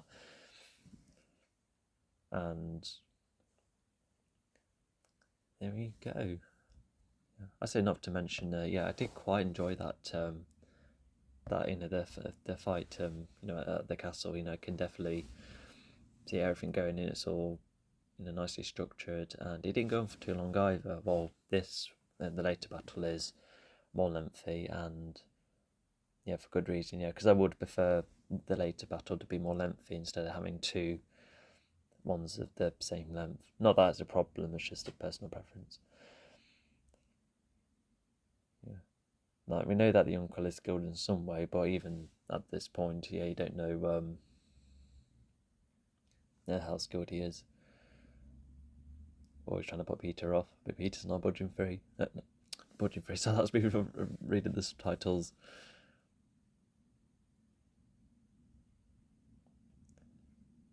But yeah, Peter's not budging, and so yeah, now they fight. Sword and shields are just parallel in that way, so that's funny. Okay, so far the uncle probably might be the stronger opponent. Okay, so they're just going ahead. Okay, so I guess that one of the higher ups, like the general's probably maybe like one of the guys like, oh, we just saw a horse going by, and then I think the likes of the general would have been like, oh, send the forces, don't get, don't let them go into any mischief. So I think that's the best guess, but because otherwise, why did the guys start chasing him in the first place? Where are they gone? I think they're just gonna, I guess, one last look at each other, just in case anything happens. But yeah, is it just for Lucy's safety, unless she was, hoping to find Aslan, etc. Oh yeah, so I think Lucy and Susan's horse must have gone more into the centre, making them more hidden from them, but now she's going to face these forces. Although actually no, why not swap the positions on the horse and have Susan like fire the bow as they're running along, because now she's just going to be on her own. Well, I suppose she could try and have hold of the horse and then go after Lucy, or even go back to the battle. All good dodge, but overwhelmed in a way that's reasonable. Oh, and then the Caspian decides to follow them. I suppose we didn't really see him when. Oh, he did that have that look. Oh yeah, and then the line is acknowledged about the horn. Okay. So yeah, they're just going to be taken back to battle. With I guess with no more troops chasing after Lucy, I think she'll be fine. Wait, hang on, no, there is more later on. So Lucy's now defenseless, and the other horses couldn't seize and go after Lucy, and Caspian too quickly go back. I'm not sure. Also, I think Peter might be winning. I think they're having that look of it like a slightly snaky look. Oh, that's a good roll there. yeah, and Peter having no head guard, that um, could make him more vulnerable. Although getting hurt like that, yeah, it's not going to affect him well. Well, okay, that's good rolling. How did he fall over? Oh, okay. I think Peter might have like got to his legs in some way. That's some like karate moves. That is. Oh, don't get distracted.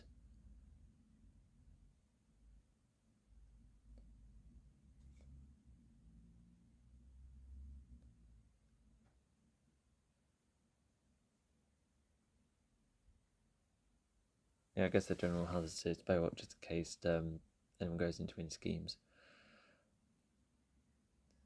So yeah, I think yeah, the young girl needs his leg bandaged, and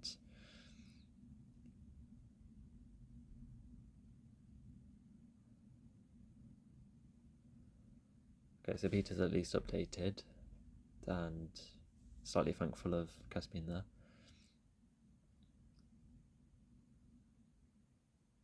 Oh, okay. So yeah, the uncle's mad that you know, that he was persuaded into this because yeah, I think that just goes to show that yeah, that the uncle doesn't want, or Marazi doesn't want this tradition ever happening again.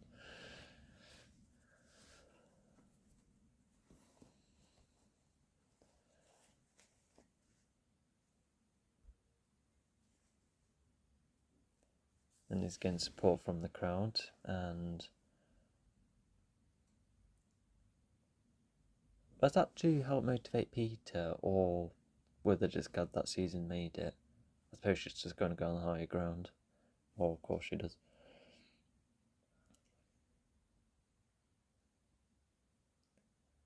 Because yeah, oh yeah, that's what is her to Peter at the moment. Yeah, and not to mention, it is quite interesting that they're giving each other like a moment of rest before starting again.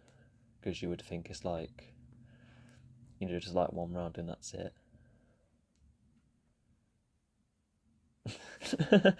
Peter was slightly distracted, so yeah, he can go ahead with the arm bending. Yeah, he must have got his arm twisted in a certain way. Or maybe his shoulder. No, I think it just seemed more like a forearm thing. I think they wonder about Lucy coming back, but I think they do worry that she was still out there. Anyway, time for round two. And he's just at Peter at a point where they're both going without head guards. And I feel like, yeah, Peter has been slightly more mended, if not slightly battered. But anyway, let's see how this battle goes.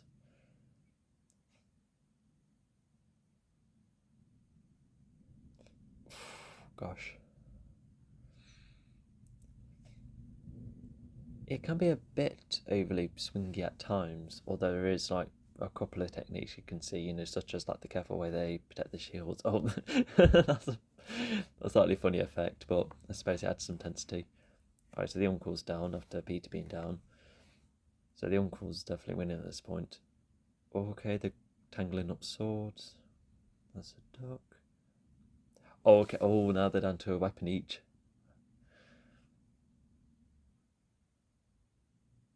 Oh, okay. Yeah, I can see why you would try and go for that, but it looks like the uncle also knows how to counter that move like that.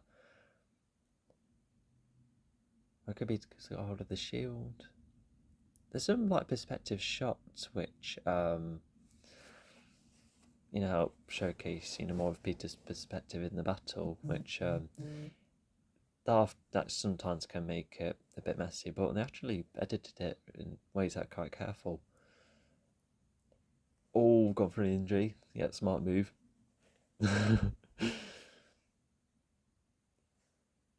Oh no, he's tumbling.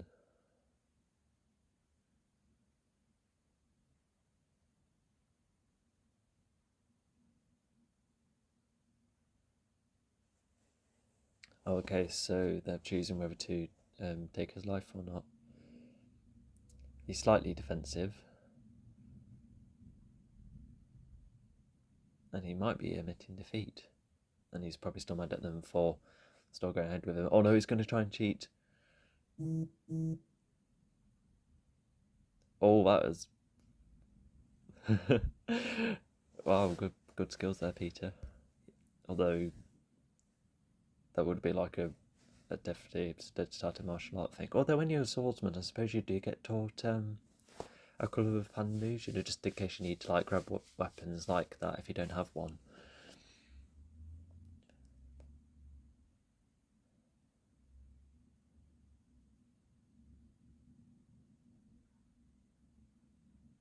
I think Peter would be tempted, but he knows that it's not for him to finish. So yeah, Peter and Caspian have been getting on a bit more. Caspian was saved earlier, and a couple of moments to agree, and so yeah, I think that's built up fairly okay. If anything, it's just like the next step in them like mending, well, not actually going into a friendship. Yeah. I think in one way you could look at it is that Peter kind of sees himself as like the primary ruler, and I think this is like him learning that um, to like let Caspian like assist almost, as like an additional ruler. So Caspian does get tempted, and he decides to spare him. Yeah, to prove that he's his own person. But yeah, the Tomlins have pretty much lost this duel, and we'll see what happens. So are they still going to battle one another, or is... Because that'll be... Yeah, surely they would have to battle, because I'm vaguely remember how the battle gets facilitated, but...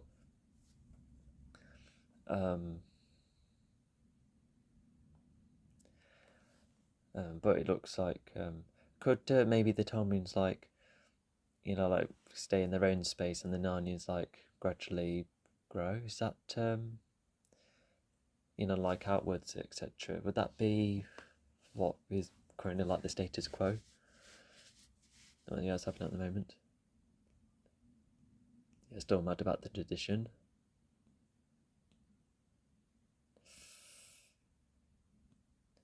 That looks like Susan's arrow that, did he like pick it up from like the desk in the book or something? Or the general just seen that?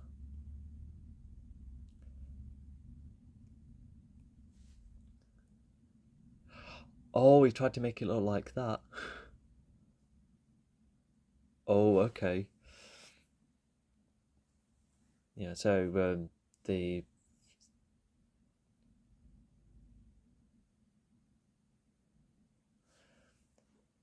Yeah, so I reckon that the deputy ruler, or if that's even that a term, I think he's not wanting to take this loss, and so instead of going back to the castle as if everything's normal, he's like really keen to overthrow them.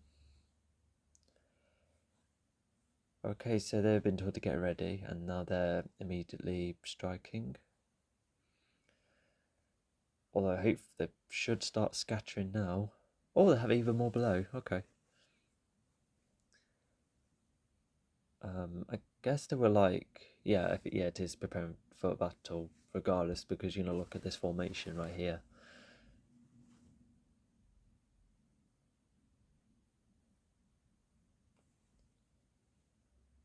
And so yeah,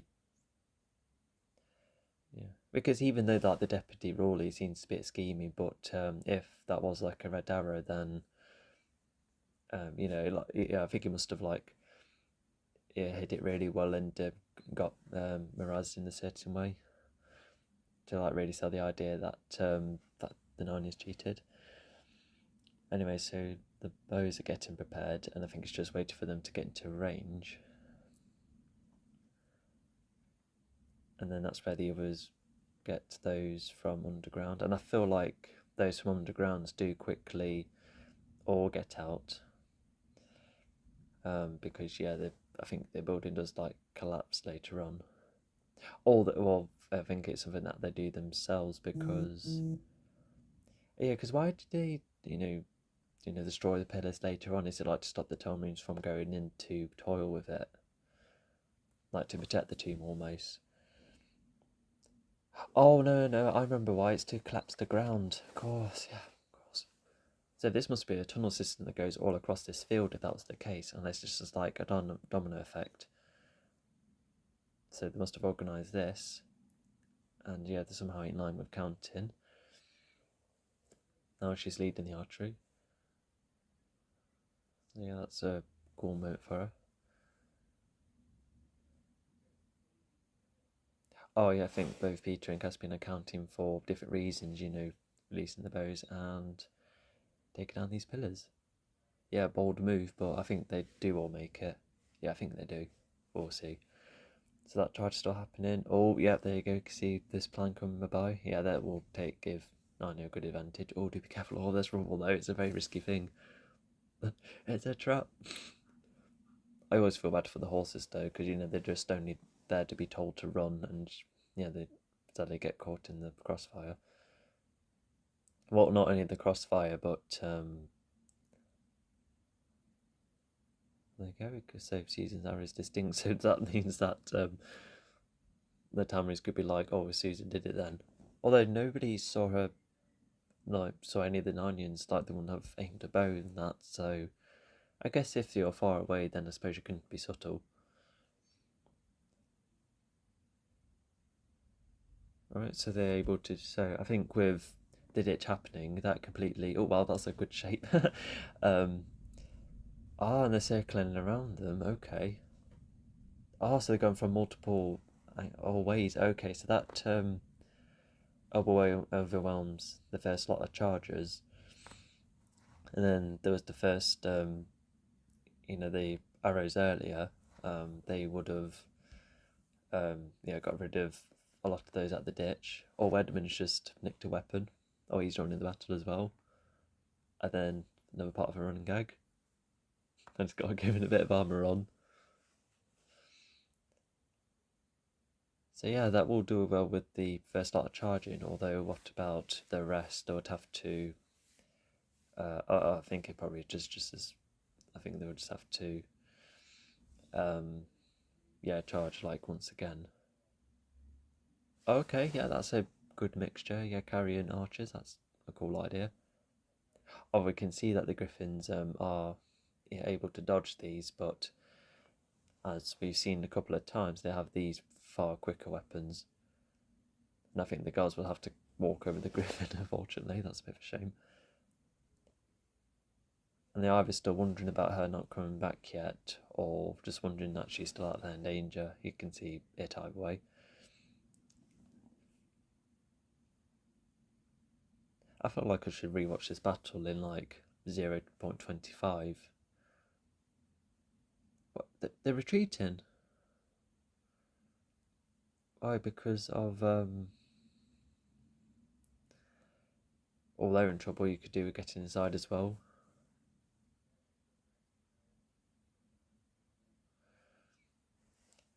Are they retreating because of? No, you've got to turn back now. Although, thankfully, I think it's only like a couple of goons down.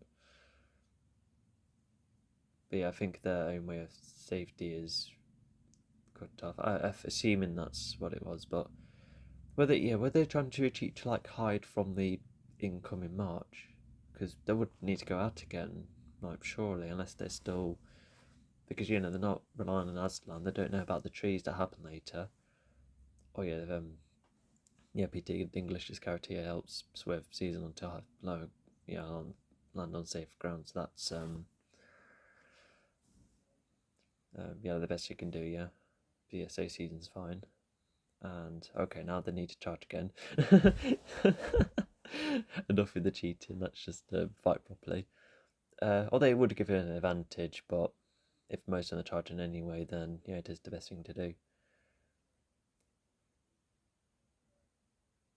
Yeah, I can see how the entrance of the tomb being wrecked could be, devastating, and I guess it was there to try and create like some kind of low point in the battle. But I don't know. I just felt like once they got rid of the first set of force, it's going to be like, oh, they're coming, time to charge again. So I didn't quite see the point in that. Oh, there you go, Aslan's around. Oh, there is a guard near the horse nearby. I feel like the guard and the horse is like paused nearby. Until now when he's sorted. But yeah, Aslan does come about, and there was that moment earlier of hoping that he doesn't act like the bear for much earlier. I think that's where the tension kind of comes from, because there's that idea where Aslan looks like he's trying to go for Lucy and also the horse, but no, he saves her. Although, I know it was probably there for tension, but why look at each other for a long time when the soldier could have been in danger?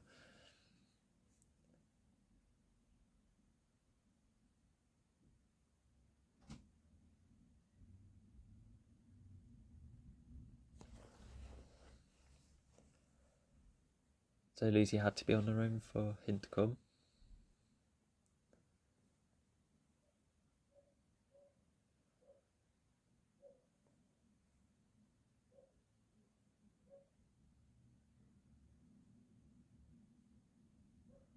Oh, good question.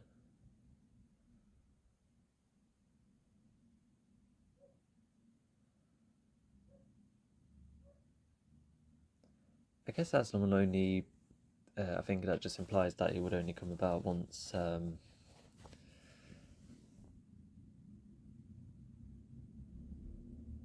All that implies to trees. So yeah, that will give Narnia an upper hand. Oh no. Oh, there you go, goes for a good lob. So yeah, both a brawler and a further shooter. That's braver to do. Yeah, look at the variety of how everyone's attacks in that. Like, regardless of like the quality of a fight, it is still, interesting to watch, like how everyone's fighting. Like for instance in Infinity War and Endgame, there's all sorts of moments in the background despite what's being shown in the forefront. Oh, he's down.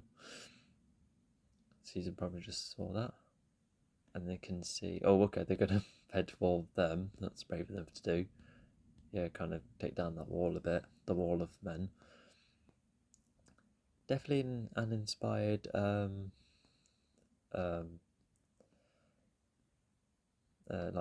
like a Roman influence almost. Anyways, so I think he must have been hesitant, and he probably would have gone for Caspian anyway, but at this point he's just only knocked down. Why did he just run off? Oh, okay, yeah, they just must have already seen them moving.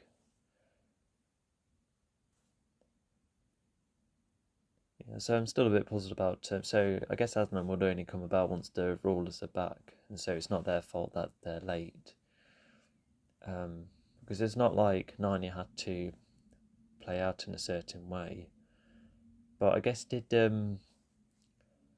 like Narnia call to the four rulers once things were going too far? But things would have already gone too far if they were nearly extinct. So yeah, I'm still a bit stuck on that. Yeah, so you can see how the defences affected the trees and such, and so they've got to play down those defences, and now they have even more of an advantage.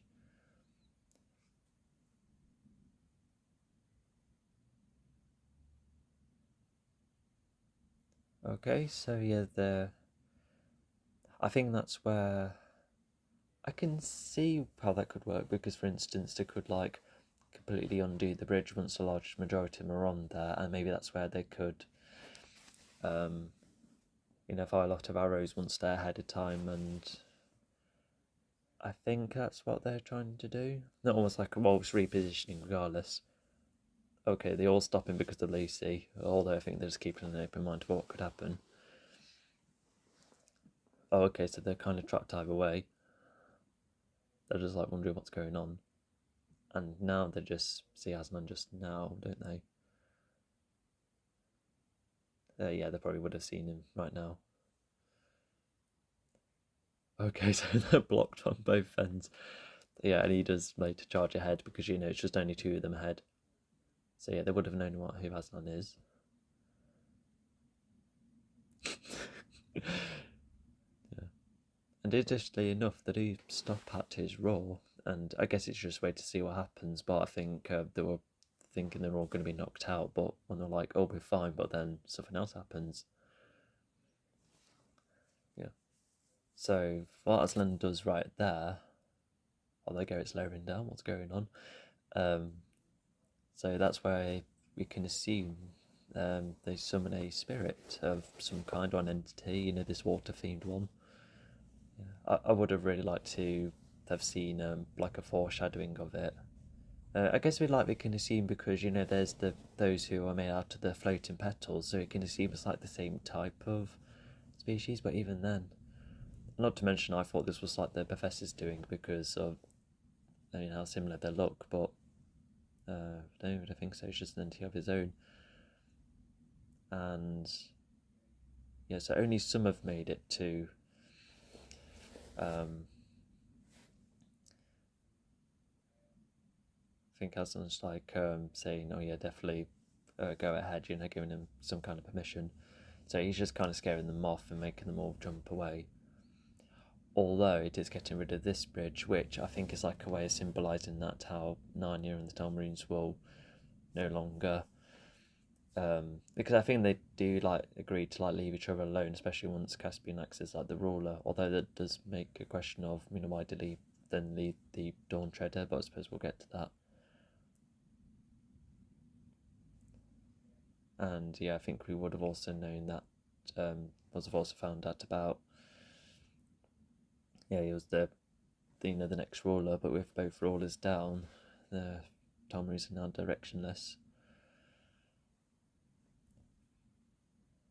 Yeah, because I don't know how many soldiers would have lost their lives from this, but definitely the ruler definitely had to go as a way to um, to stop any more of this conflict.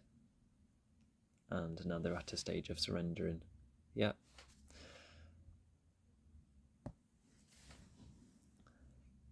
That's going to be a lengthy thing to do. Oh yeah, I think we assume that they just had to cross the river.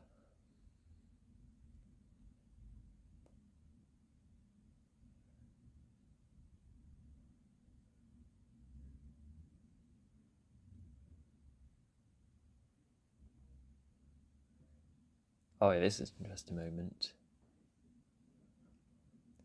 So he didn't even see himself like worthy enough to be a king because of the others, and not to mention probably Moraz's influence, but now he's worthy of that title considering that he has been trying to help.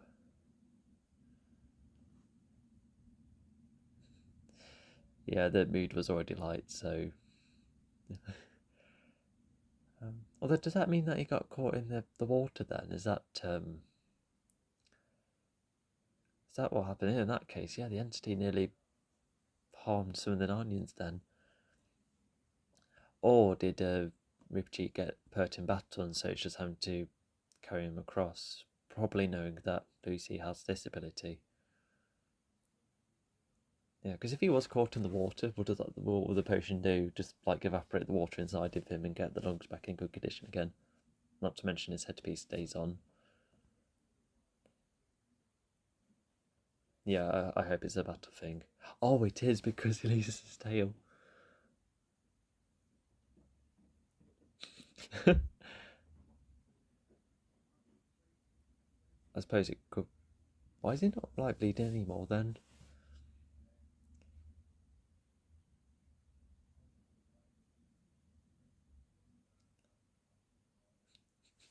As funny as it is, why isn't that potion like doing like a proper full generation? Does that mean Edmund was just like luckily alive to start being stabbed, in the last film?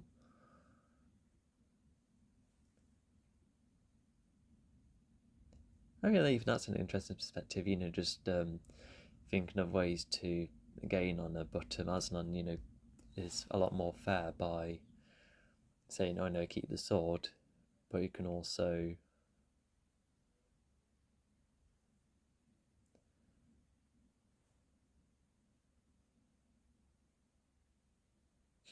So Aslan now has to regenerate to heal people, which that could have a lot of implications. I guess that means Aslan's going to quickly heal all sorts of, all sorts throughout the battle. Does that mean he'll be healing both sides, to make the surrender far more fair? And if Aslan, if he had to, if he could only return with the four of them coming back, then fair enough. But if he came earlier, then he would have healed all sorts of people, and but that's a sign of respect, I think.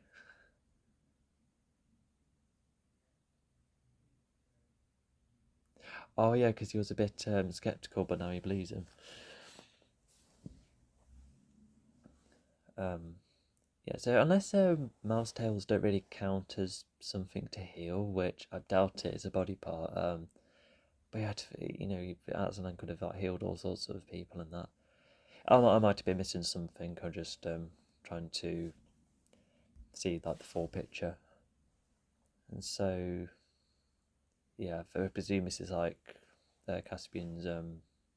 He's earned the throne. This has probably taken place ages later, and the people have all accepted Narnia as well. We never really seen that village, which I guess you just wonder, if it's just the castle, but no, the castle oversees, this town as well, and they're full of people. And now, now he's ruler. What's going on next? Yeah, where's the professor? Oh my god, he wouldn't be under the crumbling tomb. Would he have to be fetched out or something? Where did he have gone? Not to mention, he didn't really interact with any of the Narnians. Oh, what a missed opportunity. He was just saved only to disappear from the battle. And then that implies something's happening. Yeah, they have time to go. I think that's what that look was with one another. And Aslan's probably good to let it come back, but good it will go home. Oh, and it's something specifically for Peter and Susan as well.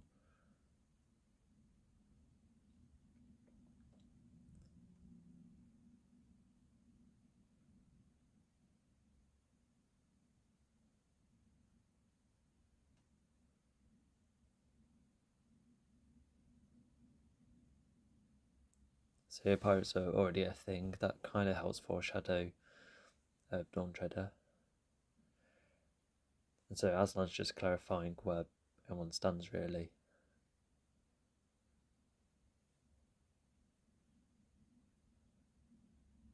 Oh, have they completely moved to another area then? Does that mean the Tamarind Castle is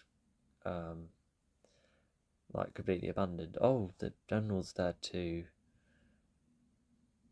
give respects, and okay, so they're accepting the offer. I said the general did spare Caspian, so yes, he might have been knocked out, but okay. I guess he was knocked out just in case. Well, if the trees saw him having a weapon, then I can see why that happened. Yeah, it just makes you wonder how the trees see, but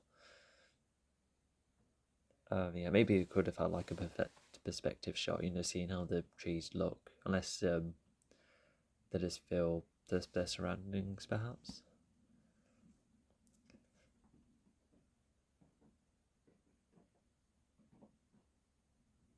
Oh yeah, they all go elsewhere, don't they? Does that mean... Oh, okay, I think they've denounced their royalty, I think. And we don't exactly see how they disappear, but we can... And then that's a reasonable question.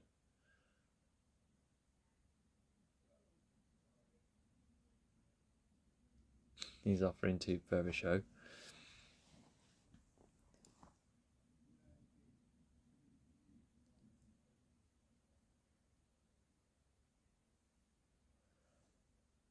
Yeah, they do have lives on the other side, even if time is frozen on the other side. They can't stick around all the time. And then, while Caspian accepts, you'll, keep it safe for him.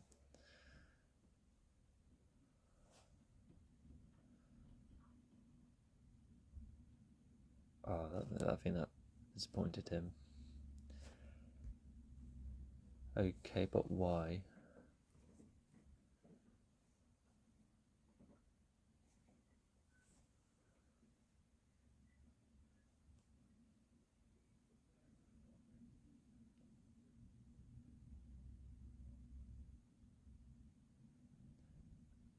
Yeah, I think that's probably like a coming in age kind of thing, which, okay, but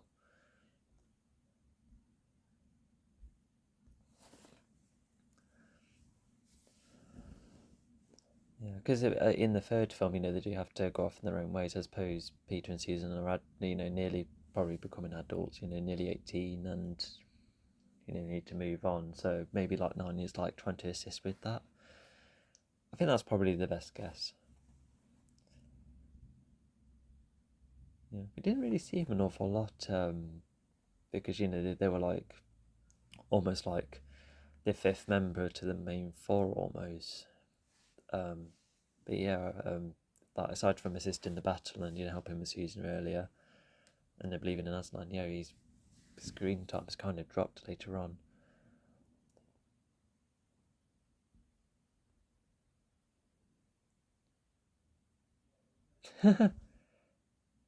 Wait, hang on, that.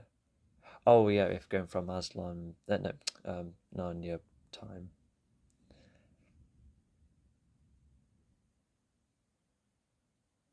Oh, okay, so I guess they did deny relationship, but I don't know. They haven't really spent enough time with each other.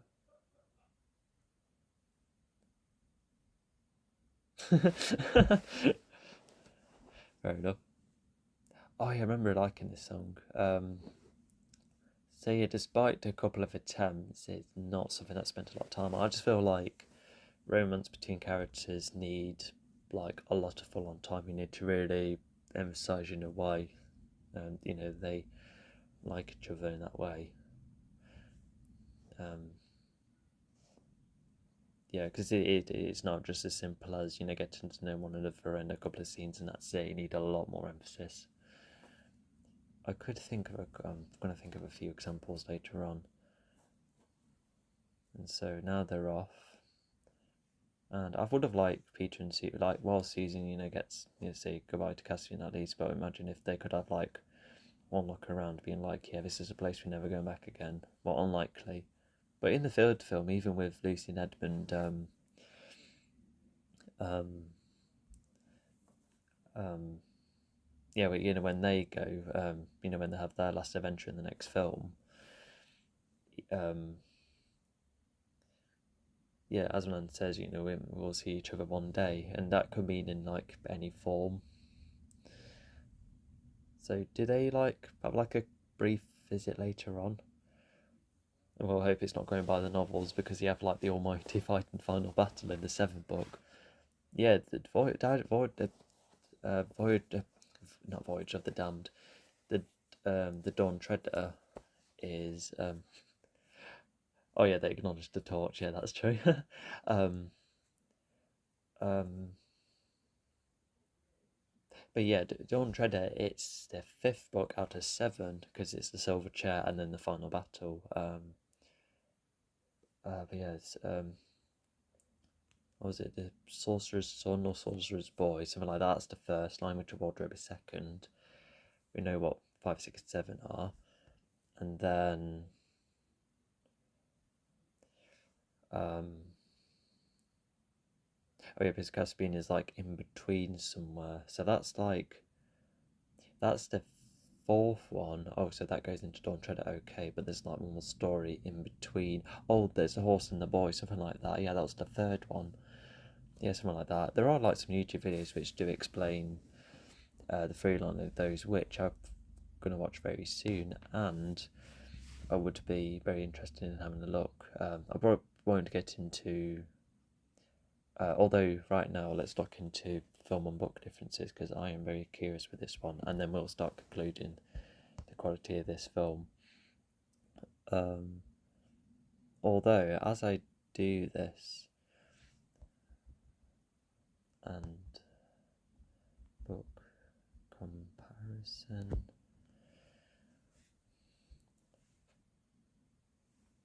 So is this better?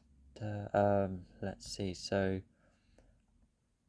I think the second film attempts more, and it being more mature means it can broaden in that way. Um, but which one have I suggested more improvements with? I think I had my head scratching a bit more with this one. I can see how people would prefer it. It's a bit more the action heavy one, and I think on the surface it could still probably be my favourite of the three, because I think I just really like the premise and the action, and yeah, a lot of really cool moments, and I feel like some of the characters are better in this one as well. But anyway, let's compare the book and the film.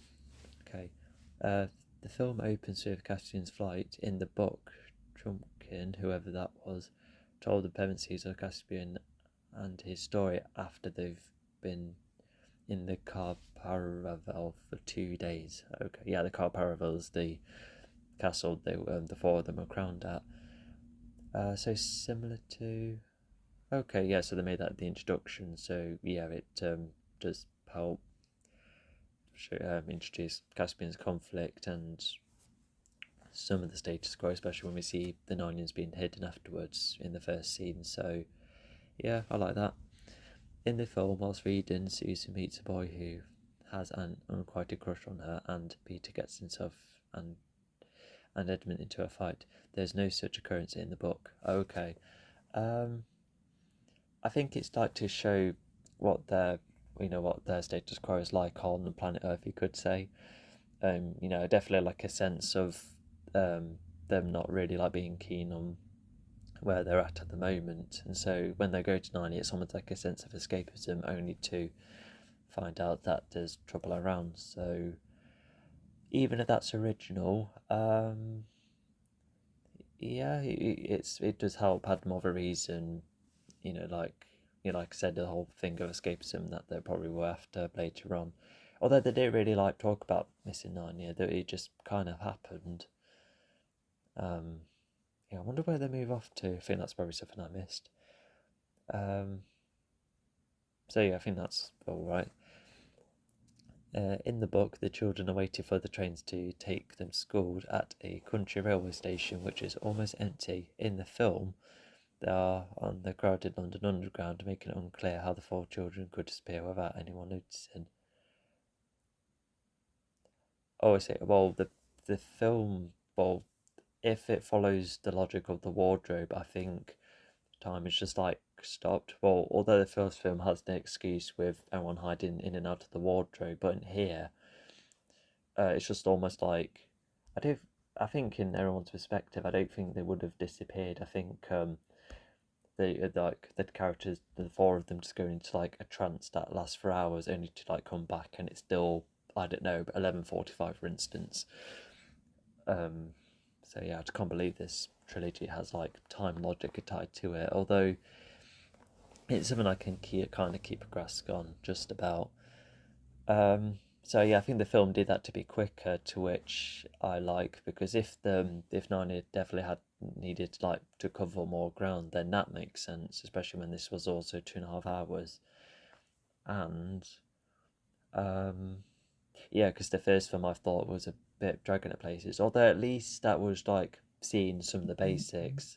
Yeah, it's like a very um almost like a stereotypical fairy tale, how straightforward it is. But if the film's going to be more complex, then it definitely needed to have more time in that world. It's a bit like the Harry Potter films, because the emphasis with Earth does, I'd say, gradually get lower. But the first film had a lot more time on Earth before, more time in London before going to Hogwarts. But in the following films, London gets just being just as brief, except the fourth film, that has no London at all. But yeah, I think that what the book decides to do, railway station which is almost empty. So the book must have transported them somehow, maybe in a similar way, but the film just has that happen on the train station already. And with them all going on the train, it almost like symbolises the next step in the journey almost. Anyway, in the film, Miraz isn't crowned king until after the night raid. In the book, he had been king for years, as he was crowned shortly after he secretly murdered his brother. Yep, Caspian the Ninth. Yeah. Um, yeah, I think structurally, because I've also kind of forgotten about what the film given us, but I think for us I can tell, unless I'm wrong. Yeah, I think Caspian the Ninth must have been murdered recently, and yeah, Miraz was probably like the next line of the throne, yeah, most likely.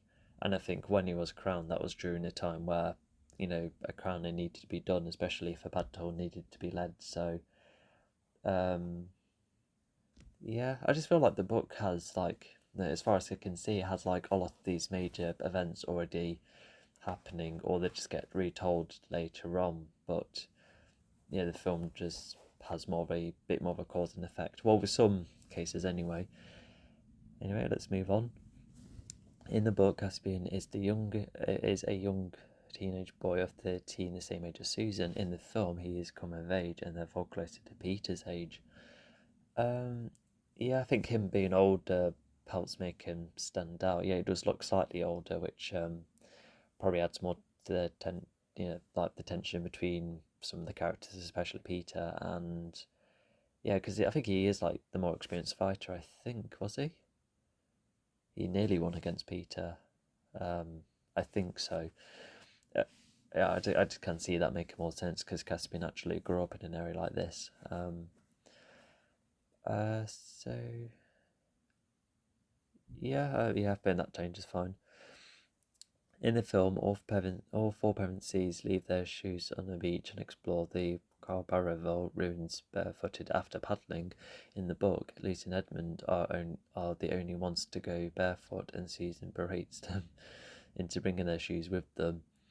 I think the film should have had them already have their shoes on. We can definitely infer that they would do that after having fun on the beach because you can't walk around grass and concrete with bare feet. I think that's just kind of dangerous. You could just cut your feet in that. Um, so yeah, I feel like the book does better in that regard. It's small, but still, the apples at the Carbarrevo ruins are red in the film. Oh, red in the film. In the book, they are golden. Okay. Yeah, because Lucy does eat one apple, doesn't she? Where did the apples come from? Was it like one hanging nearby? I thought they were just like in a bag to eat. But in South Golden Apples, I suppose it shows off more the royalty of the area, even if it's down to ruins. That means the trees are probably up, but no, the trees would be down, if the whole thing went into ruins. And if they were golden, where did they come from in the book? Okay, anyway, let's move on. The Pevensies deduce that they are in the ruins of the Carpafel much more quickly in the film than the book. Yep, it's just getting things quicker and yeah, I think once they start recognising the pillars and looking ahead, yeah, it just depends how the book does it. You can just assume that it took longer to find out, or maybe the ruins were less blatant. Yeah, that could be anything. A chase scene is added on the way to Dancing Lawn. Um, Dancing Lawn. Was that where Reaper Cheap gets rid of most of the guards and meets up with Caspian and the others? Um, um, yeah, let's have a look. What was the Dancing Lawn? Dancing Lawn.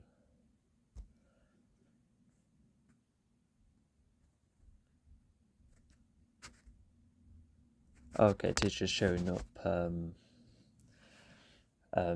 images where Caspian first sees like the crowd. So yeah, I think that is referring to the forest chase. It does help introduce Rippercheap, who doesn't really have like a grand role, but I suppose he's like an Narnia's perspective, and he does have like some unique character traits compared to the others. And I guess it also shows how Caspian has been chased from time to time. With the uncle really keen to get rid of him, but once those soldiers are out of the way, I think probably more have been sent, or at least sent to find out where Caspian could be settling at. So yeah, that I can see why the film added it. And so yeah. Trumpkin tells Lucy that the trees retreated so far into themselves and haven't been heard from since. In the book, he doesn't believe in dryads and naiads, which I think are living trees, I think, if I was to remember, because I was looking at the whole list of species in the Narnia series, mainly the books. So yeah, it looks like the book had Drunken like not believe, because he didn't believe in Aslan being like currently around, but to have that in the book, it like shows him not really believing in that already. But in the film, they in the film he does make a comment about the trees. What do you expect? And I think after Lucy said something, he was probably like, they haven't moved in ages, so he probably kept an open mind about it. But at the same time, I think he is just believing at this point that there's no like significant help. Narnia's on the run and they're constantly being overthrown.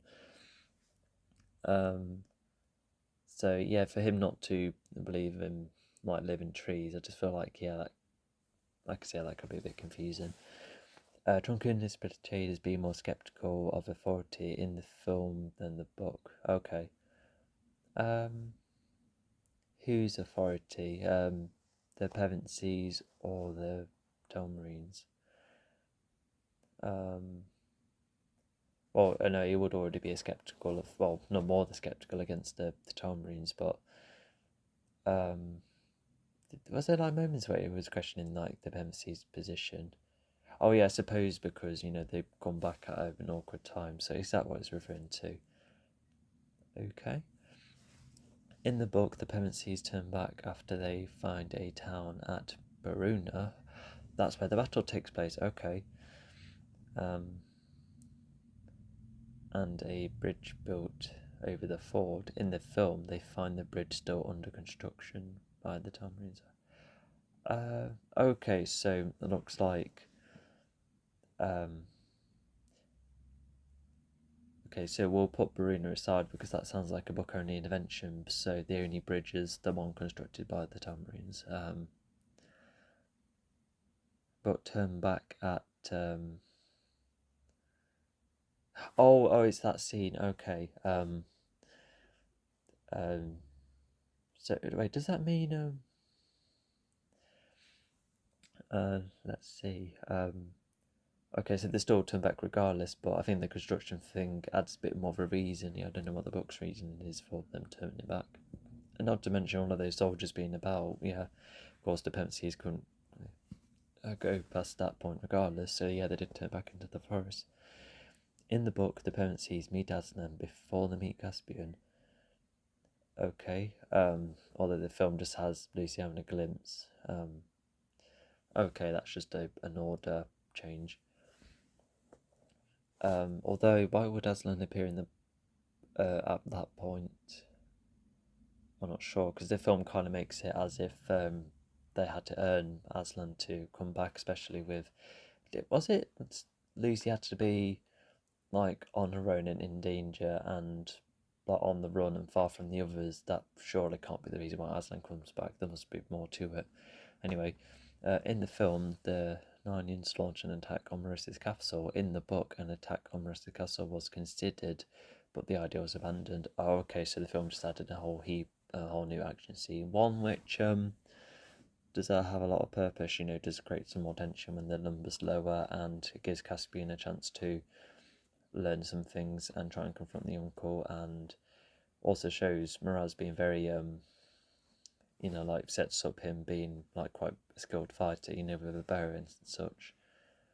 And yeah, I feel like maybe the book does address like the risk, but in the film, the risk would be considered, but it's at least a chance to try and take them down that way.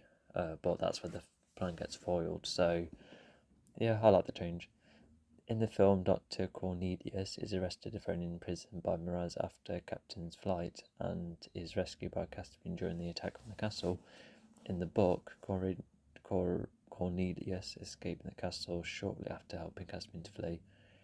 Okay, I guess he met up with the Narnians much later on. And I suppose by making him set free, well, I think him getting arrested is like a consequence to him for allowing Caspian to go ahead, and then for him to be saved during the battle, that makes the battle a bit more purposeful, but we don't really see much of him afterwards, so. But yeah, I still understand the changes in the film.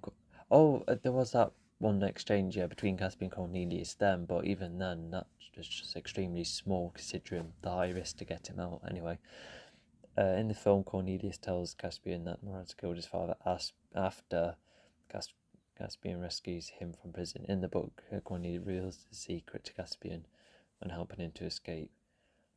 Yeah, I think the film presents it as. Hang on. Oh yeah, I think the. Oh yeah, of course. Yeah, I think in the book, I think with how urgent the situation is, you can see why a piece of information like that won't be squeezed in, because yeah, Cornelius definitely needed Caspian to get going, and the only thing Cornelius says is that with the uncle having a son, that means Caspian can be knocked over the line to the throne. So I guess that means, wait, hang on. So Caspian the Ninth died. So if that was already a thing that's done, okay. But what if Mraz had a daughter instead? Would he still consider getting rid of Caspian then? Or would Caspian have to stay and the uncle try and get the throne himself? Would he have passed it on to like the deputy ruler afterwards? Did the second ruler or have kids? I don't know. Okay, a bit puzzled with that one. But yeah, so yeah, regardless, going back to that point, so yeah, it is just basically, the film definitely showcases why Cornelius wouldn't have like the time to say that piece of information, but to save it later does help add to the structure of the story and more purpose to the battle in that. Because it is like a bit of it's just like a bit of a mystery and then a reveal later on. Yeah, I can see how that works. Anyway. Yeah, let's move forward. Pronuncia does not make an on-screen appearance in the book. She is mentioned a few times. Who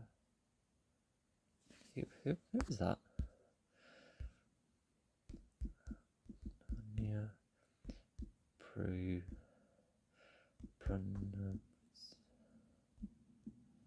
Oh yeah, there you go. Oh, it's the mother. Okay. Who had the child. Okay. Appearance in the book. She just mentioned a few times. Okay. Yeah. She. Yeah. Because the her newborn son. Outside of like the introductory scene. Doesn't really. Well, I guess it does help facilitate more of the uncle's decision to get rid of Caspian. So that's definitely the purpose of the newborn. And yeah, it looks like Promisia, that's a hard word, not a hard name. Yeah, she definitely goes at reasonable times, like the ending and when she had the crossbow. So yeah, the film gave her a bit more purpose, I suppose. In the film, Caspian blows Susan's horn during his flight after falling from his horse just outside of Truffalunter's home. In the book, he blew the horn at Aslan's how after meeting the Narnians.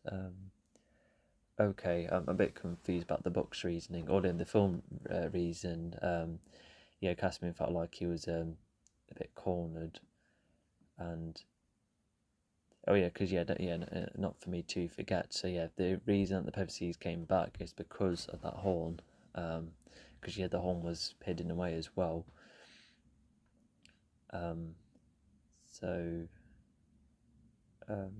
so in the book, it just looks like Caspian just waited a lot later, or they must have been in a better position, or I don't know.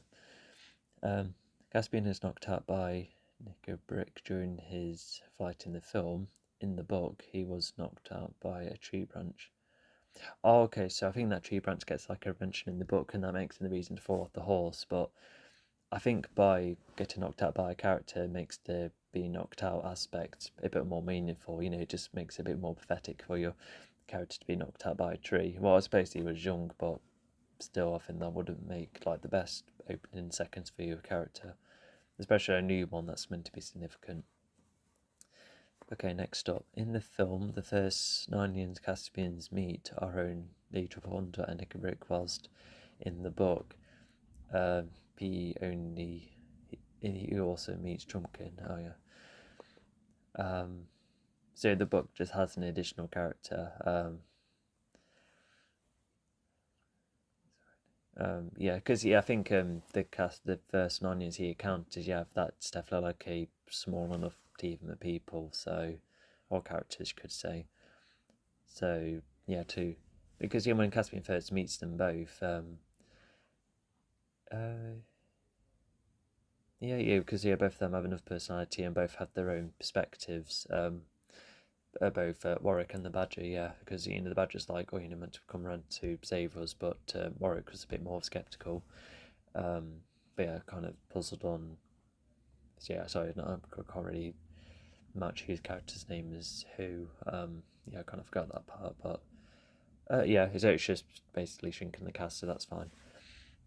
In the film, Trumpkin is captured by the Marine soldiers who chase Caspian into the woods when he intervenes in Caspian's flight. In the book, he was captured on his journey to Carparavel. Okay, so I wonder why Trumpkin was making his way to the castle in the first place. Or that sounds like adding like a subplot or something. But in the film, it just simply makes it a simple set of events where he's been captured as proof, making the chase towards Caspian a bit more paying off, I suppose. Helps them, the Tamrians, get more prepared with the Narnians later on. So yeah, that's just the film being more efficient. So yeah, that I like. Oh god, this is a hefty one. In the book, at Aslan's house, Nick and Hag and the werewolf were preparing for their ritual to summon the White Witch in direct treason to Caspian, who was unaware of what they were about to do. When Peter and Edmund arrive with Trumpkin in time to stop them. Okay. In the film, Caspian at first goes along with the ritual, and the White Witch's apparition is summoned, tempting Caspian and Peter before being destroyed by Edmund.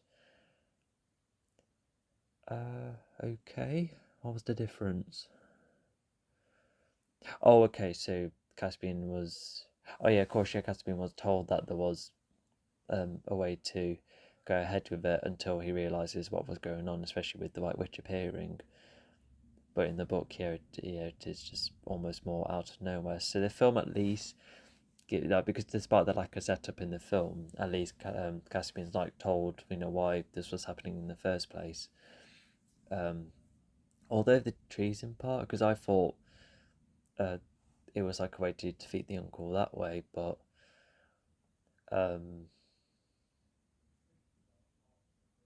why would it be a thing of treason though? Because Caspian would have been trying to join the Narnians, so yeah, that's just me getting confused with the book's reasoning.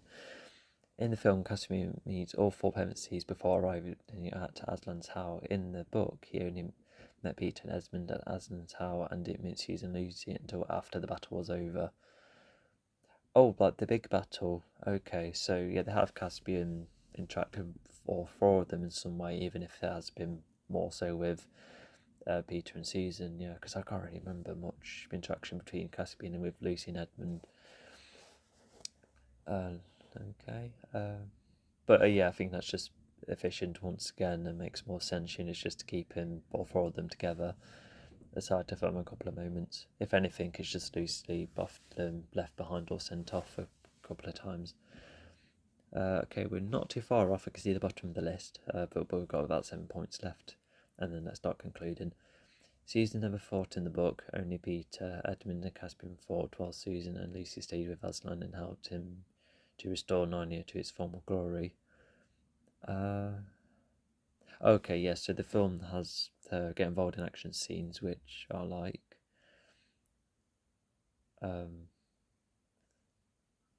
Okay, and then it is just Lucy in this team of Aslan. So okay, yeah, it is just adding Susan to the battle, which is once again it's a choice I like because it would just feel a bit stuffed for me because Lucy would have because with her being more connected with Aslan almost. Yeah, because it would have been awkward if it was just both Lucy and Susan standing there. Because you could have had like Susan shoot on the other side of the bridge. I just felt like something like that would be really awkward in the film. Because having Lucy just show up and then with Aslan then coming along, it still has that grand feeling. So yeah, just the two of them I kind of prefer. In the book, Gloszel kills Miraz and Caspian is decapitated by Peter. Gloszel is not mentioned afterwards and his fate is unknown. In the film, Sopesipin, he's the deputy king. He kills Miraz and is finished off by the river god. Oh, okay, so I was that right, that it was an entity, okay. Whilst Gringor is decapitated by Peter. Gloszel survives and is the first Tamarind to go through the door in the air, which is presumably the tree opening. Okay, so that's just I don't remember any. No, that's not decapitation. No, nobody loses their head in this film. Although just have a look again. Okay, but yeah, the film just acknowledges like the likes of the general just later on in the film, which does add just like a probably like one efficient and fairly nice way to end the story for those specific characters. So yeah, well, it's mainly the general and the mum. That's what I was referring to. They get to walk through the tree. Anyway, in the book, the river god was released after the bridge was destroyed. In the film, the river god destroys the bridge after Aslan wakes him up. Okay. Yeah, so it just makes the bridge destroyed a bit more purposeful, to really divide the lands. And I suppose in the book, the river god was just summoned to get rid of the forces, I suppose. But the film doesn't have any intentional life taken other than the secondary king, who we can assume I definitely needed to go. Okay. Wait, in the book, does that mean the river god was already there and not woken up? Oh, but not to mention, I suppose he would also have woken up because of Aslan, becoming more present again. But once again, it's just no setup. Even if there are other entities that exist, like I said, setup would have been better. Is that rain? No. Anyway, Caspian's nurse is not seen in the film, nor is she mentioned. It was Dr. Cornelius who told Caspian the stories of Narnia. Okay, so that just shrinks the cast and more efficient, makes Cornelius more purposeful, so yeah, that's good. In the film, Caspian forms an attraction to Susan, which results in, the kiss at the end before the premises leave. In the book, however, Caspian was never attached to Susan, nor did they ever kiss. They only met briefly, yes, which goes back to Susan and Lucy only seeing Caspian later on. I think they just should have got on and have a hint, which I suppose is still the case, but I think they would have needed far more justification for why they're just attracted to each other, because it just seems a tad surface level, from what I can see anyway. I suppose it does add a different dynamic between how Caspian interacts with all the Pevensies, but even then, in the film, Peter gives Caspian the sword to keep before the Pevensies leave. In the book, In the book, he was given Susan's horn. Okay, so in the long run with the trilogy, the sword is just kept safe. But yeah, what happens to the horn at the end? I think that just gets left, I suppose. So that's just basically swapping items, and does lead to the conversation about how Peter's not coming back, and so Edmund has the sword later on as well. Yeah, which does add some moments later on in the third film. So okay, yeah, that horn I don't think gets addressed in the first one. I guess we'll wait and see. Alright, two more left. In the book, the Pevensies changed back into their school clothes before they went back. in the film. Sorry, in the book, to get changed back to all clothes before they went back. In the film, the clothes appear to change by magic, leaving it unclear how Edmund managed to leave his torch in Narnia.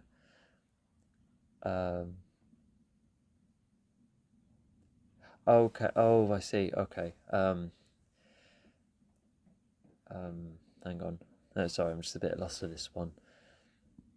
Okay, so basically the school clothing was already there before they left Narnia, but the film, has have it as a transition, and then the film acknowledges the torch, unlike the book. Okay, I suppose that's one way of the film improving it. And then last one, Edmund lost his torch in the movie in the raid. Yeah, he lost the torch then. It drops when he appears at the top of the tower. So maybe the book just has it. So yeah, sorry for that assumption earlier. Yeah, so I think the book just has Edmund keep the torch regardless. But the film has him temporarily lose it, and then get it back in the third film when it becomes purposeful then, and when its purpose is finished in the second film. Okay. Alright, so that's all the differences, and that's all quite interesting. Okay, so I'm just going to make another recording, that explains the transition and so forth, because I got to go somewhere, and now we finished the comparisons, that was good. So yeah, let's conclude the lot. Okay, so, how to conclude the films. So, firstly, if I have it in the background again, I think that will help jog some bits of positive memory. So once again, a bit like the previous film, I just really like the ideas and the imagination, and so to turn this fairly fairy tale world into one that's a bit overruled and slightly unfamiliar and with a slightly darker twist, it definitely makes this film very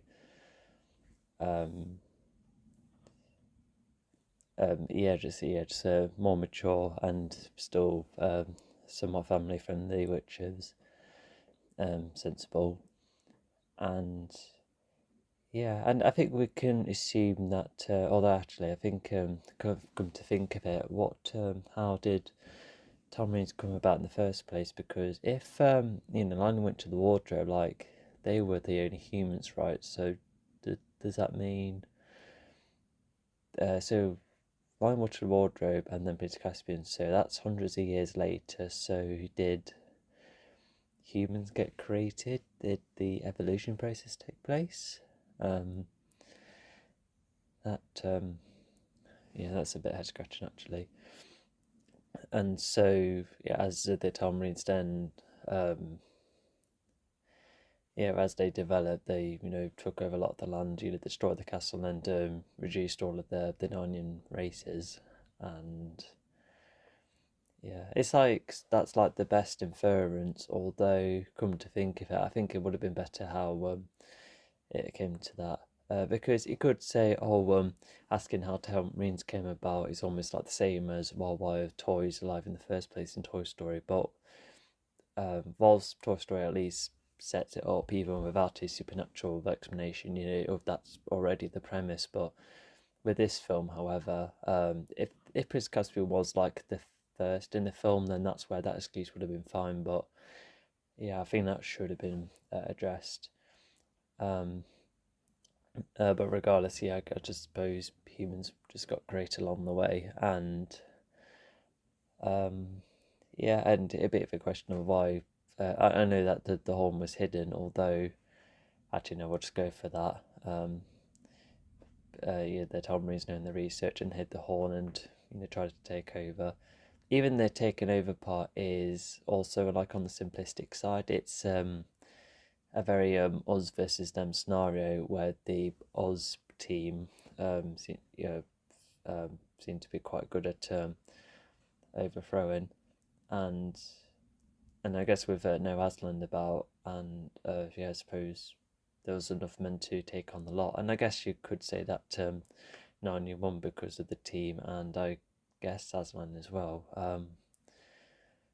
Oh, I don't know. Because like the four kids, like yes, they are like special to the prophecy and that, and I can see how the presence did affect the White Witch, and therefore gave um like Narnians an upper hand in that case. Although why didn't like Aslan, once the Narnian races were going down fast, why didn't he come earlier and get the, or even like if not draw the Narnians to get the Telmarines closer to the river or towards any other powerful entity that exists, then yeah, why not try that? Um, I'm not sure, but not to mention, is Aslan like the kind of being who lets things play out, but if they do go too far, then that's where he gets involved. I suppose he is a bit like that because even in the third film, he does have a couple of appearances, and he does do a couple of things when handy, but yeah, he it doesn't need his help isn't quite needed. Well, I say that because of the dragon thing later on in the next film.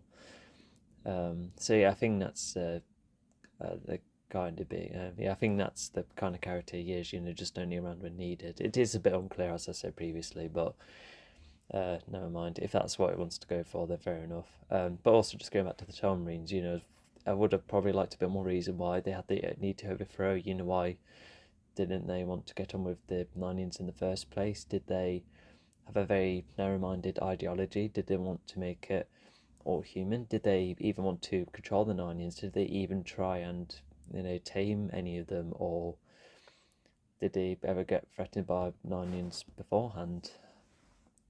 Or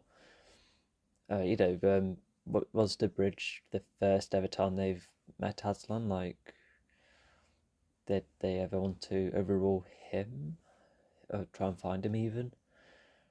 Um, and not to mention those of the prophecy as well, because they know bits and bobs about that. Although with them being absent, yeah, of course they would.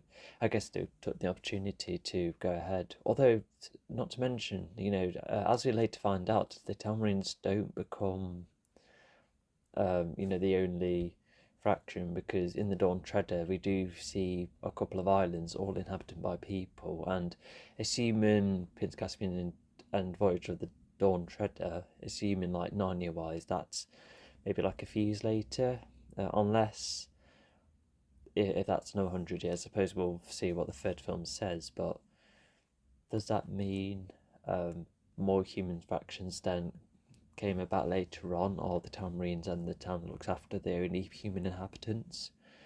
Because I think Narnia is quite small, actually, isn't it? Because apparently we come back to Baruna, where the battle took place. So yeah, and yeah, and the trees moving. Yeah, I think they. I can see why they couldn't really. Yeah, there weren't any around for the final battles in the previous film, and definitely not the case in the following film. But yeah, it's like Aslan gave the trees permission to become more mobile, or to get more involved, and not to mention, yeah, at least the first film talked about the trees communicating in that way. Maybe like a hint of it, I vaguely remember before entering the camp. So at least that's enough setup. And what else was there?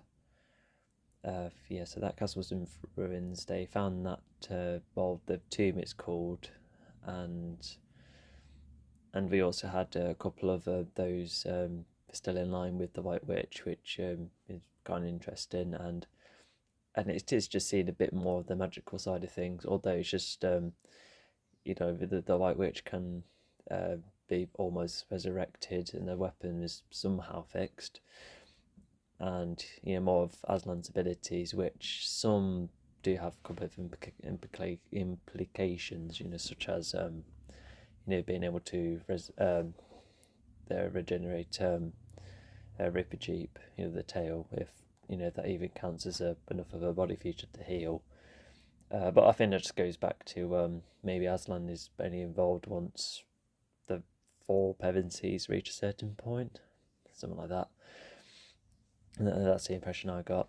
And we do explore, a couple of more lands as well, and almost like the first film, the adventure between the 4 of them is kind of small, But I think the intensity as it ramps up, that comes earlier and it also ramps up quite quicker. It's like the stakes are a bit more higher here. Probably the highest it probably could be, because I think the third one was probably more of a personal battle, or at least just as simple as keeping the ship afloat. But yeah, with this one, this defines the entire the Narnia landscape. And but yeah, I really like the on-set filmmaking, and yeah, a lot of the lands we see and visit are quite cool. Their castle looks kind of neat, even if we don't see the lot of it or the geography, like in Prison of Azkaban, because that one does really well with the interconnectivity of the castle. Yeah, sorry, I said it eventually. And what else was there? Anyway, I think we'll start right there. I say not to mention, with a lot of the Narnia races being quite powerful, and surprised that, well, I suppose the Tamrians had the numbers and probably enough of the resources like multiplied, which probably got them, how they probably started to rule Narnia with an iron fist. And Narnia must have also, because last time we were at that world, there was Narnia's side, the Aslan side, and the Witcher's side. So we can see how some start to work together, because Minotaurs and Wolves are part of the good team now. But yeah, not to mention we don't see all the races. Granted, there could have been like a budget issue, they didn't want to throw it all in with the races, although that means there's some races that probably generally be extinct, which is a bit of a shame. But I wonder if they splintered off or didn't unite enough, or maybe did a lot of the White Witch's forces die at a point where some decided to join the good side only for them to drop. That we don't know either. So yeah, I just feel like that in between book, I feel like that might provide some answers. I'm quite looking forward to watching those videos. Well, that's like the book continuity. I'm just only want to focus on the films. So that's the world as a whole I can think of. Although there's a couple of bits of the score I quite like, and it does have a couple of the main themes coming back, some familiar tunes coming back. I quite like the song at the end of the train station, and oh yeah, we've slightly caught up with what's happening on Earth, and yeah, it is still the war. It's only been as one of them said, a year or so later. Yeah, definitely not much. So yeah, they're growing up quite a bit. Yeah, for all the kids. Yeah, this is probably the least we see of Earth in this film, I think, which is, I'm still glad as is a sensible decision. Okay,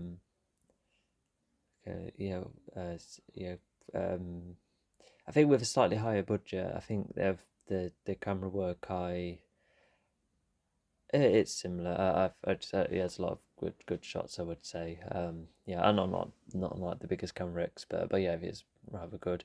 Not to mention the fight choreography and the action scenes are quite they're nicely shot clearly.